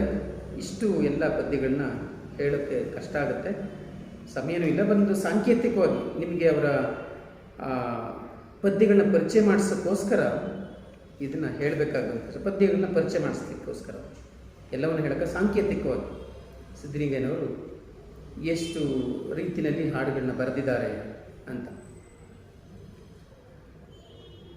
ಇವರ ಒಟ್ಟು ಸಾಹಿತ್ಯ ಇಡೀ ಕನ್ನಡ ಸಾಹಿತ್ಯದ ಗತಿಯನ್ನು ಬದಲಾಯಿಸಿದ ಸಾಹಿತ್ಯ ಅಂತ ಎಲ್ಲ ವಿಮರ್ಶಕರು ಗುರುತಿಸಿದ್ದಾರೆ. DR ನಾಗರಾಜ್ ಅಂತಕ್ಕಂಥ ವಿಮರ್ಶಕರು ಸಿದ್ಧಲಿಂಗಯ್ಯನವ್ರನ್ನ ಮಹಾ ಸಾರ್ವಜನಿಕ ಕವಿ ಅಂತಲೂ ಕೂಡ ಕರೆದಿದ್ದಾರೆ. ಯಾಕೆಂದರೆ ಇಲ್ಲಿ ಎಲ್ಲ ಹಾಡುಗಳು ಹೋರಾಟಕ್ಕಾಗಿ ಬರೆದಂಥ ಹಾಡುಗಳು, ದಲಿತ ಚಳವಳಿಗೆ ಆ ಮೂಮೆಂಟ್ಗೆ ಶಕ್ತಿಯಾಗಿದ್ದಂಥ ಹಾಡುಗಳು. ಇವು ಜನರಿಗಾಗಿ ಬರೆದ ಇದು ಸಾರ್ವಜನಿಕ ಕವಿ, ಮಹಾ ಸಾರ್ವಜನಿಕ ಕವಿ ಅಂತವರು ಕರೆದಿದ್ದಾರೆ. ಇದೊಂದು ಹೊಸ ಪದ. ಸಾಮಾನ್ಯವಾಗಿ ಈ ಮಹಾಕವಿ ಪಂಪ, ರನ್ನ, ಪೊನ್ನ ಅಂತ ಓದ್ತೀವಿ ನಾವು. ಬಟ್ ಸಿದ್ಧಲಿಂಗಯ್ಯ ಮಹಾಕವಿ, ಬಟ್ ಸಾರ್ವಜನಿಕರ ಮಹಾಕವಿ ಅಂತ ಕರೆದಿದ್ದಾರೆ. ಖಂಡಿತವಾಗಿಯೂ ಒಪ್ಪುವಂಥ ವಿಚಾರ. ತುಂಬ ಒಳ್ಳೆಯ ಹೆಸರು ಡಾಕ್ಟರ್ ಸಿದ್ಧಲಿಂಗಯ್ಯನವರು. ಇಂಥ ಸಿದ್ಧಲಿಂಗಯ್ಯನವರು ಬಹಳಷ್ಟು ಹೋರಾಟಗಳಲ್ಲಿ ಭಾಗವಹಿಸಿದ್ದಾರೆ. ಊರುಕೇರಿ ಅಂತಕ್ಕಂತಹ ಆತ್ಮಚರಿತ್ರೆಯನ್ನು ಬರೆದಿದ್ದಾರೆ. 3 ಸಂಪುಟಗಳಲ್ಲಿ ಬಂದಿದೆ, ಗಮನಿಸ್ಬೋದು. ಏಕಲವ್ಯ, ಪಂಚಮ, ನೆಲಸಮಾಂತಕದ ನಾಟಕಗಳನ್ನ ಬರೆದಿದ್ದಾರೆ. ಹಕ್ಕಿನೋಟ, ಅವತಾರಗಳು, ಉರಿಕಂಡಾಯ, ಈ ಥರದ ಲೇಖನಗಳ ಸಂಗ್ರಹಗಳನ್ನು ಇರ್ತಕ್ಕಂಥ ಪ್ರಬಂಧಗಳ ಸಂಕಲನ ಇರುವಂಥ ಪುಸ್ತಕಗಳನ್ನ ಪ್ರಕಟ ಮಾಡಿದ್ದಾರೆ. ಅಂಬೇಡ್ಕರ್ ಎಂಬ ಚೇತನ ಅನ್ನುವಂಥ ಪುಸ್ತಕ ಬಂದಿದೆ. ಆಮೇಲೆ ಅವರು ಸದನದಲ್ಲಿ ಅಂದರೆ ಕರ್ನಾಟಕ ವಿಧಾನ ಪರಿಷತ್ತಿನ ಸದಸ್ಯರಾದ ಮೇಲೆ ಸುಮಾರು 12 ವರ್ಷಗಳ ಕಾಲ ಸದಸ್ಯರಾಗಿದ್ದರು. 1990ರಿಂದ 2001ರವರೆಗೆ. ಆ 12 ವರ್ಷಗಳ ಅವಧಿಯಲ್ಲಿ ಅವರು ಏನು ಮಾಡಿದ್ರು, ಏನು ಮಾತಾಡಿದ್ರು, ಒಳಗಡೆ ಏನು ಸಬ್ಜೆಕ್ಟ್ಗಳನ್ನ ಪ್ರಸ್ತಾಪ ಮಾಡಿದ್ರು ಅಂದ್ರೆ ಒಂದು ಡೀಟೇಲ್ ಅಂತ 2 ಕೃತಿಗಳು. ದೊಡ್ಡ ಹುಲ್ಲೂರು ರುಕ್ಕೋಜಿ ಅಂತಕ್ಕಂಥವ್ರು ಸದನದ ಭಾಷಣಗಳು ಅಂತೇಳಿ 2 ಪುಸ್ತಕಗಳನ್ನು ಪಬ್ಲಿಷ್ ಮಾಡಿದ್ದಾರೆ. ಅದನ್ನು ತಾವು ಗಮನಿಸ್ಬೋದು. ಅಲ್ಲಿ ತುಂಬ ವಿಷಯ ಮಾತಾಡಿದ್ದಾರೆ. ಅಂದರೆ ಸಿದ್ಧಲಿಂಗ ಅವರು ಬರೀ ಕವಿ ಅಷ್ಟೇ ಅಲ್ಲ, ಒಬ್ಬ ರಾಜಕೀಯವಾಗಿಯೂ ಕೂಡ ಜನಗಳ ಸಮಸ್ಯೆಗೆ ಧ್ವನಿ ಆಗ್ತಕ್ಕಂಥವ್ರು ಅನ್ನೋದನ್ನು ನಾವು ಪ್ರೂವ್ ಮಾಡಿದ್ದಾರೆ. ಅವರು ಕನ್ನಡದ ವಿಷಯದ ಬಗ್ಗೆ ಮಾತಾಡಿದ್ದಾರೆ, ಅಂಗನವಾಡಿ ಕಾರ್ಯಕರ್ತರ ಬಗ್ಗೆ ಮಾತಾಡಿದ್ದಾರೆ, ಕರಾವಳಿ ಭಾಗದಲ್ಲಿರ್ತಕ್ಕಂಥ ಅಜಲು ಪದ್ಧತಿಯನ್ನು ನಾಶ ಮಾಡಲಿಕ್ಕೆ ಹೋರಾಟ ಮಾಡಿದ್ದಾರೆ, ಮತ್ತು ರಿಸರ್ವೇಷನ್ ಬಗ್ಗೆ ತುಂಬ ಹೋರಾಟ ಮಾಡಿದ್ದಾರೆ, ಮತ್ತು ಬೇರೆ ಬೇರೆ ಕನ್ನಡ ಸಂಘಟನೆಗಳು ಅಮಾಯಕರನ್ನ ಹಿಂಸಿಸುವಂಥದ್ದನ್ನು ಬಗ್ಗೆ ಬರೆದಿದ್ದಾರೆ. ಅಂತರ್ಜಾತಿ ವಿವಾಹದವರ ಸಂಕಷ್ಟಗಳು ಮತ್ತು ಅವ್ರಿಗೆ ಏನೇನು ಮಾಡಬೇಕು ಅನ್ನೋದ್ರ ಬಗ್ಗೆ ಮಾತಾಡಿದ್ದಾರೆ. ಅಂದರೆ ಸದನದಲ್ಲಿ ಸುಮಾರು 100 ವಿಷಯಗಳ ಬಗ್ಗೆ ಮಾತಾಡಿದ್ದಾರೆ. ನಿಜವಾಗ್ಲೂ ಆಶ್ಚರ್ಯ ಆಗುತ್ತೆ ನೀವು ಯಾರೇ ಓದಿದ್ರು ಕೂಡ. ಸಾಮಾನ್ಯವಾಗಿ ಇವರು ನೇಮಕ ಆಗಿದ್ದಂಥ ಸದಸ್ಯ ಗೌರ್ಮೆಂಟಿಂದ ನೇಮಕ ಆದವರು ಎದುರ್ಕೋತಾರೆ ಸರ್ಕಾರಕ್ಕೆ ವಿರುದ್ಧವಾಗಿ ಮಾತಾಡಲಿಕ್ಕೆ. ಬಟ್ ಸಿದ್ಧಲಿಂಗನವ್ರು ಹಂಗೆ ಮಾಡಿಲ್ಲ. ಅವರಿಗೆ ಸಿಕ್ಕ ಪ್ರತಿಯೊಂದು ಅವಕಾಶವನ್ನು ಕೂಡ ಭಾಳ ಯಶಸ್ವಿಯಾಗಿ ಸರ್ಕಾರದ ಕಣ್ಣು ತೆರೆಸಿದ್ದಾರೆ, ಎಷ್ಟೋ ಸಮಸ್ಯೆಗಳನ್ನ ಬಗೆಹರಿಸಿದ್ದಾರೆ. ಅದನ್ನು ಇಲ್ಲಿ ನನಗೆ ಮಾತಾಡಲಿಕ್ಕೆ ಸಮಯ ಇಲ್ಲ. ಬಟ್ ಅವ್ರ ಕಾವ್ಯವನ್ನಷ್ಟೇ ಕುರಿತು ನಾನು ಹೇಳ್ತಾ ಇರೋದ್ರಿಂದ ಇದನ್ನ ಇಲ್ಲಿಗೆ ಮುಗಿಸಿ ಅವ್ರ ಮೇಲೆ ಇದ್ದಂಥ ಟೀಕೆಗಳನ್ನ ಕುರಿತಂತೆ 1-2-3 ಮಾತುಗಳನ್ನ ಹೇಳಲಿಕ್ಕೆ ಇಷ್ಟಪಡ್ತೀನಿ. ನೋಡಿ, ಡಾಕ್ಟರ್ ಸಿದ್ಧಲಿಂಗಯ್ಯನವರ ಮೇಲೆ ಅವರು ರಾಜಕಾರಣಕ್ಕೆ ಹೋದಂಥ ಸಂದರ್ಭದಲ್ಲಿ ಅವರ ಇಡೀ ಒಡನಾಡಿಗಳನ್ನೇ, ಅಂದರೆ ದಲಿತ ಚಳವಳಿಯ ಒಡನಾಡಿಗಳು, ಹೋರಾಟಗಾರನೇ ಅದನ್ನು ವಿರೋಧ ಮಾಡಿದ್ರು. ಏಕೆಂದರೆ ಅವತ್ತು ದಲಿತ ಚಳವಳಿ ರಾಜಕಾರಣದಿಂದ ದೂರ ಇತ್ತು. ಇವರು ಯಾವ ಅಂಬೇಡ್ಕರವನ್ನು ಆರಾಧಿಸ್ತಾರೋ ಆ ಅಂಬೇಡ್ಕರ್ ಏನು ಹೇಳಿದರು, political power is the master key through which you can unlock all the doors of progress ಅಂತ ಅಂಬೇಡ್ಕರ್ ಹೇಳಿದ ಮಾತು. ಅವ್ರಂಗೆ ಹೇಳಿದ್ರು ಕೂಡ ಇವರು ದಲಿತ ಚಳವಳಿಯವರು ರಾಜಕಾರಣವೇ ಬೇಡ, ಅದು ತಪ್ಪು. ಬಹುಶಃ ಅದಕ್ಕೆ ಕಾರಣ ಇವರು ಮಾರ್ಕ್ಸ್ವಾದಕ್ಕೆ ಹೆಚ್ಚು ಒಲವಿದ್ದರಿಂದ ಬಹುಶಃ ಆ ಥರ ಅಭಿಪ್ರಾಯ ಬಂದಿರ್ಬೋದು. ಅಥವಾ ಇವರಿಗೆ ಗೈಡ್ ಮಾಡ್ತಿದ್ದಂಥ ಅವತ್ತಿನ ಕಾಲದ ಬೇರೆ ಬೇರೆ ಕಮ್ಯುನಿಸ್ಟರು ಇವರೆಲ್ಲ ಇವ್ರಿಗೆ ಈ ಥರ ದಿಕ್ಕು ತಪ್ಪಿಸಿರ್ಬೋದು, ಅಥವಾ ಆ ಥರ ಹೇಳ್ಕೊಟ್ಟಿರ್ಬೋದು, ಗೊತ್ತಿಲ್ಲ. ಅಂದರೆ ನಾವು ಆಳುವ ಸರ್ಕಾರಗಳ ಮೇಲೆ ಒತ್ತಡ ತಂದು ನಮ್ಮ ಕೆಲಸ ಮಾಡಿಸ್ಕೋಬೇಕೆ ವಿನಃ ಆಳುವ ಸರ್ಕಾರ ಆಗಬಾರ್ದು ಅನ್ನುವಂಥ ಒಂದು ಅಭಿಪ್ರಾಯ ಇದ್ದರಿಂದ ಸಿದ್ಧಲಿಂಗನವರು MLC ಆದಾಗ ತುಂಬ ವಿರೋಧಿಸಿದ್ರು. ಇವರು ಮಾರ್ಕೊಂಡ್ರು, ಚಳವಳಿಗೆ ದ್ರೋಹ ಮಾಡಿದ್ರು, ಹಾಗೆಲ್ಲ ಟೀಕೆ ಮಾಡಿದ್ರು. ಬಟ್ ಸಿದ್ಧಲಿಂಗಯ್ಯನವರು ಆಳುವ ಪಕ್ಷದ ಕೈಗೊಂಬಿಯಾಗಿ ಉಳ್ಕೊಳ್ಳದೇನೆ ಎಷ್ಟೊಂದು ಸಮಸ್ಯೆಗಳ ಬಗ್ಗೆ ಮಾತಾಡಿ ಅವರು ಜಿನೈನಾದಂಥ ಒಬ್ಬ ಹೋರಾಟಗಾರನನ್ನು ಪ್ರೂವ್ ಮಾಡಿದ್ರು. ಆಮೇಲೆ ಅವರ ಶೈಲಿ ಹಾಸ್ಯಭರಿತವಾದಂಥ ಶೈಲಿ, ಇಡೀ ಸದನವನ್ನು ನಗಿಸಿದ್ದಾರೆ. ಎಷ್ಟೋ ಸಂದರ್ಭಗಳಲ್ಲಿ ಎಲ್ಲರೂ ಬಿದ್ದು ನಗೋ ಥರ ಮಾಡಿದ್ದಾರೆ. ಆಮೇಲೆ ಗಂಭೀರ ಚಿಂತನೆ ಮಾಡೋ ಥರ ಮಾಡಿದ್ದಾರೆ. ಅದು ಅವರ ವಿಶೇಷ. ಇಂಥ ಸಿದ್ಧಲಿಂಗರು ಸಾಹಿತ್ಯದಲ್ಲಿ ಕೊನೆಗೆ 2001ರ ನಂತರ ಒಂದು ದೊಡ್ಡ ಟೀಕೆಯನ್ನು ಎದುರಿಸಬೇಕಾಗಿ ಬಂತು. ಅದು ಯಾರಿಂದ ಅಂದರೆ ಬಹುಜನ ಚಳವಳಿ ಹೋರಾಟಗಾರರಿಂದ. ಬಹುಜನ ಚಳವಳಿ ಹೋರಾಟಗಾರರು, ಎಸ್ಪೆಷಲಿ ಇವತ್ತಿನ ಕೊಳ್ಳೆಗಾಲದ MLA ಆಗಿರ್ತಕ್ಕಂಥ N. ಮಹೇಶ್ ಅವರು, BSP ಲೀಡರ್ ಆಗಿರ್ತಕ್ಕಂಥ M. ಗೋಪಿನಾಥ್ ಅವರು, ಇವರುಗಳು ಮಾಡಿದಂಥ ಒಂದು ಮುಖ್ಯ ಆಕ್ಷೇಪಣೆ ಏನಂತಂದರೆ, ಇಡೀ ದಲಿತ ಸಾಹಿತ್ಯ ಒಂದು ಕಡೆ ಗೋಳನ್ನು ಹೇಳಿದೆ, ಇನ್ನೊಂದು ಕಡೆ ಕೋಪತಾಪವನ್ನು ಪ್ರದರ್ಶನ ಮಾಡಿದೆ. ಅಂದರೆ ಇಡೀ ದಲಿತ ಸಾಹಿತ್ಯದಲ್ಲಿ ಇದೇ ಇದೆ. ಒಂದು ಕಡೆ ಗೋಳು, ಬರೀ ಸಂಕಟ, ಗೋಳು, ಇದನ್ನೇ ಬಣ್ಣ ಕಟ್ಟಿ ಹಾಡಿದೆ. ಇನ್ನೊಂದು ಕಡೆ ಇಕ್ರಿಲ್ಲ ಒದಿಲ್ಲ ಅನ್ನೋ ಥರದ ಸವರ್ಣಿಯರನ್ನು ರೇಗಿಸುವಂಥ, ಕೆರಳಿಸುವಂಥ ಸಾಹಿತ್ಯ ಕೊಟ್ಟಿದೆ. ಆದರೆ ವಾಸ್ತವವಾಗಿ ದಲಿತರ ಬಿಡುಗಡೆಗೆ ಈ ಎರಡೂ ಕೂಡ ಸಹಕಾರಿ ಅಲ್ಲ. ಸಮಸ್ಯೆ ಹೇಳಿದ್ದೀರಾ, ಬಟ್ ಸಮಸ್ಯೆಗೆ ಪರಿಹಾರವೇನು ಅದನ್ನು ಹೇಳಲಿಲ್ಲ ದಲಿತ ಬಂಡೆ ಸಾಹಿತಿಗಳು ಅಂತ ಅವ್ರ ಮೇಲೆ ಬಂದಂಥ ಟೀಕೆ. ಮತ್ತು ಅಂಬೇಡ್ಕರ್ ಅವರು ಡೆಮೋಕ್ರೆಟಿಕ್ ವ್ಯಕ್ತಿ, ಪ್ರಜಾಪ್ರಭುತ್ವವನ್ನು ಪ್ರತಿಪಾದನೆ ಮಾಡಿದಂಥ ವ್ಯಕ್ತಿ. ಅವರು ಹಿಂಸೆನೆಂದು ಪ್ರತಿಪಾದಿಸಲಿಲ್ಲ. ಬಟ್ ಇಲ್ಲಿ ಸಾಹಿತ್ಯದಲ್ಲಿ ಇಕ್ರಿಲ್ಲ ಒದಿಲ್ಲ ಅನ್ನೋದಿದೆ, ಸುಲಿದವರನ್ನು ಸುಲಿಯೋ ದಿನ, ಅವತ್ತು ದಲಿತರ ಹಬ್ಬ ಅಂತ ಇದೆ. ಗುಂಡಿಗೆ ಗುಂಡು, ಹೆಗಲಿಗೆ ಹೆಗಲು, ರಕ್ತಕ್ಕೆ ರಕ್ತ, ಈ ಥರದ ಭಾಷೆಯನ್ನು ಬಳಸಿದ್ದೀರಾ. ಇದನ್ನು ಸೊಸೈಟಿಗೆ ಏನು ಮೆಸೇಜ್ ಕೊಡ್ತದೆ? ಇದು ಅವ್ರಿಗೆ ಸಿದ್ಧಲಿಂಗನವ್ರಿಗೆ ಬಂದಂಥ ಟೀಕೆ. ಅದ್ರ ಜೊತೆಗೆ ಅಂಬೇಡ್ಕರ್ ಮೇಲೆ ಒಂದು ಪದ್ಯ ಬರೆದಿದ್ದಾರೆ, ನಾಡು ನಡುವಿನಿಂದ ಸಿಡಿನ ನೋವಿನ ಕೂಗಿ ಅಂತ. ಅದರಲ್ಲಿ ಒಂದು ಸಾಲು ಬರ್ತದೆ, ಕಪ್ಪುಕ್ಕಿನ ಕೋಳಗಳನ್ನು ಕಡಿದು ಎಸೆದ ವಜ್ರವೇ, ಬಂಗಾರದ ಕೋಳ ಹೊಕ್ಕ ಮಹಾಬೌದ್ಧ ಬಿಕ್ಕುವೆ ಅಂತ ಒಂದು ಸಾಲು ಬರ್ತದೆ. ಕಪ್ಪುಕ್ಕಿನ ಕೋಳಗಳನ್ನು ಕಡಿದು ಎಸೆದ ವಜ್ರವೇ, ಬಂಗಾರದ ಕೋಳ ಹೊಕ್ಕ ಮಹಾಬೌದ್ಧ ಬಿಕ್ಕುವೆ. ಅಂದರೆ ಹಿಂದೂ ಧರ್ಮ ಅಂತಕ್ಕಂಥ ಒಂದು ಕಪ್ಪಾದ ಉಕ್ಕಿನ ಬೇಡಿಯನ್ನು ನೀನು ಕಡಿದು ಎಸೆದೆ, ಆದರೆ ಬೌದ್ಧ ಧರ್ಮದ ಚಿನ್ನದ ಕೋಳಕ್ಕೆ ನೀನು ಹೋಗಿ ಸಿಕ್ಕಾಕೊಂಡೆ, ಅಂದರೆ ಚಿನ್ನದ ಕೋಳವನ್ನು ಹಾಕಿಸಿಕೊಂಡೆ. ಇದು ಬೇಡಿಯೇ, ಅದು ಬೇಡಿಯೇ. ಇದು ಚಿನ್ನದ ಬೇಡಿ, ಇದು ಕಬ್ಬಿಣದ ಬೇಡಿ ಹಿಂದೂ ಧರ್ಮ, ಅದು ಚಿನ್ನದ ಬೇಡಿ, ಎರಡೂ ಬಂಧನವೇ ಅಂತ ಹೇಳಿದ್ದೀರಾ. ಅಂಬೇಡ್ಕರ್ ಅವರು ನಮ್ಮ ಬಿಡುಗಡೆಗೆ ಅಂತ ಬೌದ್ಧ ಧರ್ಮ ಕರ್ಕೊಂಡು ಹೋದರು, ಆದರೆ ನೀವು ಈ ಥರ ಬರೆದಿದ್ದೀರಾ ಅಂತ ತುಂಬ ಟೀಕೆಗಳು ಬಂತು ಸಿದ್ಧಲಿಂಗನ. ನಾವು ಸಹಿತವಾಗಿ ಈ ಟೀಕೆಗಳನ್ನ ಮಾಡಿದ್ದೀವಿ ನಮ್ಮ PhD ಮಾಡುವಂಥ ಸಂದರ್ಭಗಳು. ಅಂದರೆ ಕಾರ್ಲ್ ಮಾರ್ಕ್ಸ್ ಧರ್ಮ ಅನ್ನೋದು ಒಂದು ಅಫೀಮು ಅಂತ, ಅದೊಂದು ಅಮಲಿನ ವಿಚಾರ ಅಂತ, ಅದರ ಸಂಸ್ಕಾರ ಇದ್ದಂಥ ಸಿದ್ಧಲಿಂಗನವರು ಸಹಜವಾಗಿ ಈ ಥರ ಬರೆದಿದ್ದಾರೆ, ಇವರು ಅಂಬೇಡ್ಕರ್ವಾದಿ ಅಲ್ಲ ಅಂತ ಟೀಕೆ ಬಂತು. ಈ ಥರ ಟೀಕೆಗಳು ಬಂತು. ಆಮೇಲೆ ಇದು ಸುಳ್ಳೇನಲ್ಲ, ಇದನ್ನು ದಲಿತ ಬಂಡಾಯ ಸಾಹಿತಿಗಳು ಒಪ್ಕೊಂಡಿದ್ದಾರೆ. ಸ್ವತಃ ಸಿದ್ಧಲಿಂಗನವರು ಸಹಿತವಾಗಿ ತಮ್ಮ ಆಪ್ತರ ಬಳಿ ತುಂಬ ಸರಿ ಹೇಳಿಕೊಂಡಿದ್ದಾರೆ, ನಿಜ ನಾವು ಭಾಳಷ್ಟು ತಪ್ಪು ಮಾಡಿದ್ದೀವಿ. ಅಂದರೆ ಕರ್ನಾಟಕದಲ್ಲಿ ದಲಿತ ಚಳವಳಿ ಪ್ರಾರಂಭವಾದ ಸಂದರ್ಭದಲ್ಲೇ ಉತ್ತರ ಭಾರತದಲ್ಲಿ ಕಾಂಶಿರಾಮ್ ಅಂತಕ್ಕಂಥ ವ್ಯಕ್ತಿ ಅಲ್ಲೂ ಮೂವ್ಮೆಂಟನ್ನು ಸೃಷ್ಟಿ ಮಾಡಿದ್ರು. ಅಲ್ಲಿನ ದಲಿತರು ಅಧಿಕಾರದಲ್ಲಿ ಪಾಲ್ಪಡ್ಕೊಳ್ಳುವಂಥ, ಅಧಿಕಾರದಲ್ಲಿ ಕೂತ್ಕೊಳ್ಳುವಂಥ ಲೆವೆಲ್ಗೆ ಬೆಳೆದರು. ಬಟ್ ಇಲ್ಲಿ ಮಾತ್ರ ಕರ್ನಾಟಕದಲ್ಲಿ ಈ ದಲಿತ ಸಾಹಿತ್ಯ ಆ ಥರದ ಒಂದು ವೇದಿಕೆಯನ್ನು ಸೃಷ್ಟಿ ಮಾಡಿಕೊಡ್ಲಿಲ್ಲ ಅನ್ನೋದು ಅದರ ಮೇಲೆ ಇರ್ತಕ್ಕಂಥ ದೊಡ್ಡ ಟೀಕೆ, ಮಿತಿ ಅಂತ.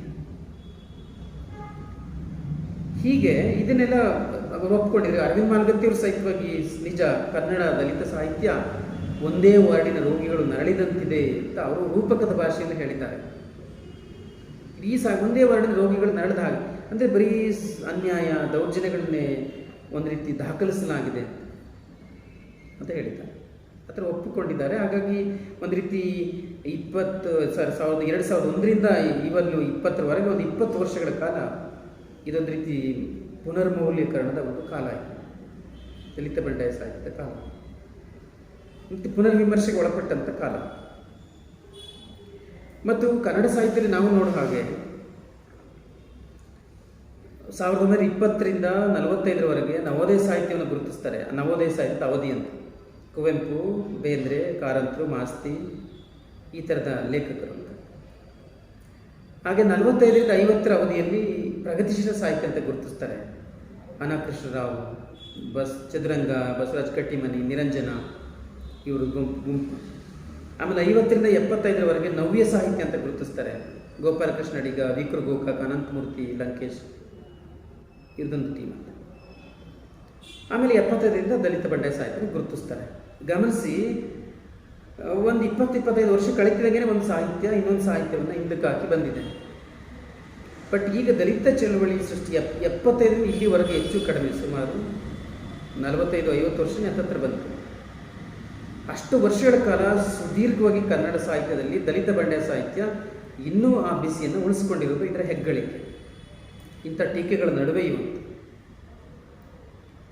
ಅಂದರೆ ಅದು ಸುಧಾರಿಸ್ಕೊಂಡಿದೆ, ಒಂದು ಹೊಸ ತಲೆಮಾರಿನ ಕವಿಗಳು ಬಂದು ಅದರ ಗತಿಯನ್ನು ಬದಲಾಯಿಸಿದ್ದಾರೆ. ದಲಿತ ಬಂಡಾಯ ಸಾಹಿತ್ಯ ಹಳೆಯ ಭಾಷೆ ಇದೆಯಲ್ಲ ಅದನ್ನು ಬದಲಾಯಿಸಿದ್ದಾರೆ. ಮತ್ತು ದಲಿತ ಬಂಡಾಯ ಸಾಹಿತ್ಯಕ್ಕೆ ಇದು ಪ್ರಸ್ತುತವೇ, ಇದು ಬೇಕೇ ಅನ್ನುವಂಥ ತುಂಬ ಪ್ರಶ್ನೆಗಳು ಬರ್ತವೆ. ಸಾಮಾನ್ಯ ಎಕ್ಸಾಮಲ್ಲೇ ಕೇಳ್ತಾರೆ, 50 ವರ್ಷ ಆಗಿದೆ, ಇದರ ಪ್ರಸ್ತುತತೆ ಏನು, ಇದರ ಅಗತ್ಯ ಏನು.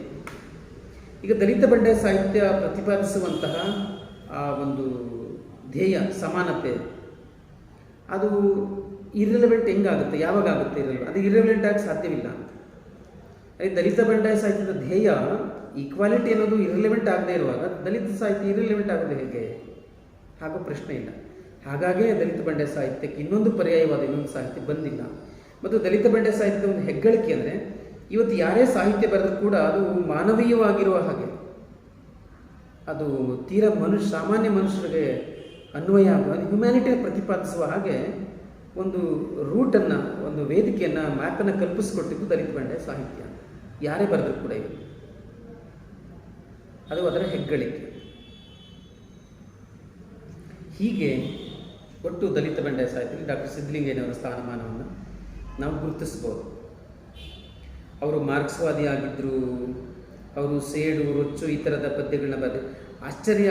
ಆ್ಯಕ್ಚುಲಿ ಸಿದ್ಧಲಿಂಗಯ್ಯನವರು ಪದ್ಯಗಳು ಈ ಥರ ಮಿಂಚು ಗುಡುಗಿನ ಭಾಷೆಯಲ್ಲಿದ್ದಾವೆ, ಆದರೆ ಅವ್ರ ವ್ಯಕ್ತಿ ತುಂಬ ಮೃದು ಸ್ವಭಾವದ, ತುಂಬ ಲವಲವಿಕೆ ಇದ್ದಂಥವ್ರು, ಭಾಷಣದಲ್ಲಿ ತುಂಬ ಸೆನ್ಸ್ ಆಫ್ ಹ್ಯೂಮರ್, ಅಂದರೆ ಹೆಚ್ಚು ನಗಿಸ್ತಿದ್ದಂಥವ್ರು ಇದ್ದಂಥವ್ರು. ಆಶ್ಚರ್ಯ, ಅವರ ವ್ಯಕ್ತಿತ್ವಕ್ಕೂ ಪದ್ಯಗಳಿಗೂ ಎಷ್ಟೋ ಸಂದರ್ಭದಲ್ಲಿ ಹಾಗನ್ಸುತ್ತೆ. ಅವರು ವೈಯಕ್ತಿಕವಾಗಿ ನೋಡಿದವಾಗ ಇದೇ ಪದ್ಯಗಳು ನೋಡಿದ್ರೆ ಹಿಂಗೆ ಗುಡುಕ್ತವೆ, ಇವ್ರು ನೋಡಿದ್ರೆ ಇಷ್ಟು ತಮಾಷೆಯಾಗಿದ್ದಾರೆ ಸಿದ್ಧಲಿಂಗಯ್ಯನವರು ಅನ್ನುವಂಥ ಅಭಿಪ್ರಾಯ. ಹಾಗಾಗಿ ಅವ್ರ ಮೇಲೆ ಆ ಥರದ ಟೀಕೆಗಳೇನೇ ಇದು, ಇವರು ಗುಡುಗಿನ ಭಾಷೆಯಲ್ಲಿ ಮಾತಾಡ್ತಾರೆ, ಇವರು ಸೇಡು ಈ ಥರದ ಕಾರ್ಲ್ ಮಾರ್ಕ್ಸ್ ಸಿದ್ಧಾಂತ ಪ್ರತಿಪಾದನೆ ಮಾಡಿದ್ದಾರೆ. ಬಹುಶಃ ಅಂಬೇಡ್ಕರ್ ಅವರ ಐಡಿಯಾಲಜಿಯನ್ನು ಹೆಚ್ಚು ಓದ್ಕೊಂಡಿದ್ದರೆ ತುಂಬ ಬದಲಾವಣೆ ಮಾಡ್ಬೋದಾಗಿತ್ತು ಕರ್ನಾಟಕದಲ್ಲಿ ಅಂತ ಸಿದ್ಧಲಿಂಗಯ್ಯನವರನ್ನು ಒಳಗೊಂಡಂತೆ ಬಹುತೇಕ ದಲಿತ ಬಂಡೆ ಸಾಹಿತ್ಯಗಳ ಮೇಲೆ ಆಕ್ಷೇಪಗಳಿದ್ದಾವೆ. ನಾನು ನನ್ನ PhD ಥೀಸಿಸಲ್ಲಿ ಈ ಆಕ್ಷೇಪಣೆಗಳನ್ನ ವಿತ್ ಎವಿಡೆನ್ಸ್ ಅದನ್ನು ದಾಖಲಿಸಿದ್ದೀನಿ. ಇಷ್ಟೇನೇ ಆಕ್ಷೇಪಣೆಗಳಿದ್ದರೂ ಕೂಡ ಅದು ಕಾಲದ ಅನಿವಾರ್ಯ, ಕಾಲದ ಒತ್ತಡ. ಈಗ 70ರ ದಶಕದ ಸನ್ನಿವೇಶವು ಬೇರೆ, 2021ನೇ ಇಸ್ವಿಯ ಸಂದರ್ಭನೇ ಬೇರೆ. 70ರ ದಶಕದಲ್ಲಿ ಅಂಬೇಡ್ಕರ್ ಅವರ ಪುಸ್ತಕಗಳು ಜಾಸ್ತಿ ಸಿಗ್ತಾ ಇರಲಿಲ್ಲ. ಆಗ ಅಂಬೇಡ್ಕರ್ ಅವರ ವಿಚಾರಗಳು ಅಷ್ಟು ಹೊರಗಡೆ ಅಷ್ಟು ಚಾಲ್ತಿಗೆ ಬಂದಿದ್ದಿರಲಿಲ್ಲ. ಮಾರ್ಕ್ಸ್ವಾದದ ಬಗ್ಗೆ ಹೆಚ್ಚು ಸ್ಟಡಿ ನಡೀತಾ ಇತ್ತು ಸಾಮಾನ್ಯವಾಗಿ. ಅಲ್ಲಿ ಮೇಲೆ ತುರ್ತು ಪರಿಸ್ಥಿತಿ ಏರಿದ್ದಂಥ ಸಂದರ್ಭ, ಆಮೇಲೆ ಕಾಂಗ್ರೆಸ್ಗೆ ಪ್ರಯೋಗ ಇನ್ನೊಂದು ರಾಜಕಾರಣ ಸೃಷ್ಟಿಯಾಗ್ತಿದ್ದ ಸಂದರ್ಭ. ಹಾಗಾಗಿ ಅದೆಲ್ಲವೂ ಕೂಡ ಇದರ ಮೇಲೆ ಪರಿಣಾಮ ಬೀರಿರ್ಬೋದು. ಹಾಗಾಗಿ ಏನೇ ಟೀಕೆ ಇರಲಿ, ಏನೇ ಟಿಪ್ಪಣಿ ಇರಲಿ, ಅವರು ಚಳವಳಿ ದ್ರೋಹ ಬಗ್ಗರು ಮಾಡಿಕೊಂಡ್ರು, ಅವೆಲ್ಲ ಒಂದು ರೀತಿ ಅತಿರೇಕದ ಮಾತುಗಳು ಅಂತ ಹೇಳ್ಬೋದು. ಸಹಜವಾಗಿ ಈಗ ಅವರ ವಿಧಾನಸಭೆ ಪರಿಷತ್ನಲ್ಲಿ ಮಾತಾಡಿರೋ ಭಾಷಣಗಳನ್ನ ಕೇಳಿದ್ರೆ ಹಂಗೆ ಅನಿಸಲ್ಲ, ಅವರು ಮೋಸ ಮಾಡಿದರೆ ಅಂತ ಅನಿಸಲ್ಲ. ಆದರೆ ಅವತ್ತು ಆ ಥರ ಅಂದರೆ ಒಂದು ದಲಿತ ಹೋರಾಟಗಾರ ಮನಸ್ಥಿತಿ ಆ ಥರ ಇತ್ತು ಅವತ್ತು. ಏನು, ಇವರು ಒಂದು ಸ್ವಂತ ರಾಜಕಾರಣ ಮಾಡಬೇಕಾಗಿತ್ತು, ಇಲ್ಲಾಂದ್ರೆ ರಾಜಕೀಯದಿಂದ ದೂರ ಇರಬೇಕಾಗಿತ್ತು. ಎರಡೂ ಇಲ್ಲದೇ ಇವರು ಯಾರನ್ನ ಇವರು ಪುರೋಹಿತರು, ಶಾಹಿಗಳು, ಮನುವಾದಿಗಳು, ಪುರೋಹಿತರು, ಸವರ್ಣೀಯರು ಅಂತಿದ್ರು, ಅವ್ರ ಜೊತೆಗೆ ಹೋಗಿ ಸೇರಿಕೊಂಡ್ರಲ್ಲ, ಅವರ ಹಿಂದೆನೇ ಸರ್ಕಾರದಲ್ಲಿ ಅವ್ರ ಜೊತೆಗೆ ಸೇರಿಕೊಂಡ್ರಲ್ಲ ಅನ್ನೋದು ಇವ್ರ ಮೇಲೆ ಬಂದಂಥ ಟೀಕೆ. ಬಟ್ ಏನೇ ಟೀಕೆ ಇದ್ರೂ ಕೂಡ ಸಿದ್ಧಲಿಂಗಯ್ಯನವರು ಅಲ್ಲೂ ಸಹಿತ ತಾವು ಶಕ್ತಿಶಾಲಿ ಅನ್ನೋದನ್ನು ಪ್ರೂವ್ ಮಾಡಿದ್ದಾರೆ. ಅದು ನಾವು ಗಮನಿಸಬೇಕಾದಂಥ ಅಂಶ. ಒಟ್ಟಾರೆ ಡಾಕ್ಟರ್ ಸಿದ್ಧಲಿಂಗಯ್ಯನವರ ಕಾವ್ಯ ಒಂದು ರೀತಿ ಕನ್ನಡಕ್ಕೆ ಒಂದು ಹೊಸ ದಿಕ್ಕನ್ನು, ಹೊಸ ಗತಿಯನ್ನು ಕೊಟ್ಟಂಥ ಒಂದು ಸಾಹಿತ್ಯ.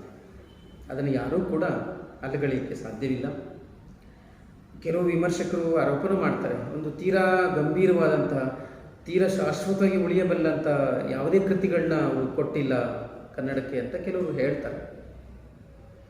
ಹಂಗೆ ಎಲ್ಲರಿಗೂ ಹೇಳ ಈಗ ಇವು ಶಾಶ್ವತ ಅಲ್ಲ ಅಂತ ಹೇಳಕ್ಕೆ ಬರಲ್ಲ. ಅವ್ರ ಕೃತಿಗಳನ್ನ ಅವು ಎಂದೆಂದೂ ಶಾಶ್ವತವಾಗಿ ಇರ್ತವೆ.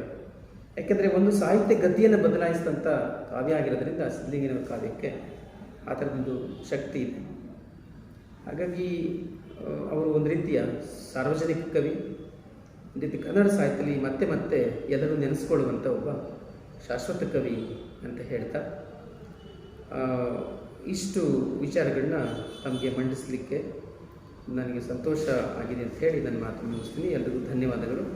ಶರಣ.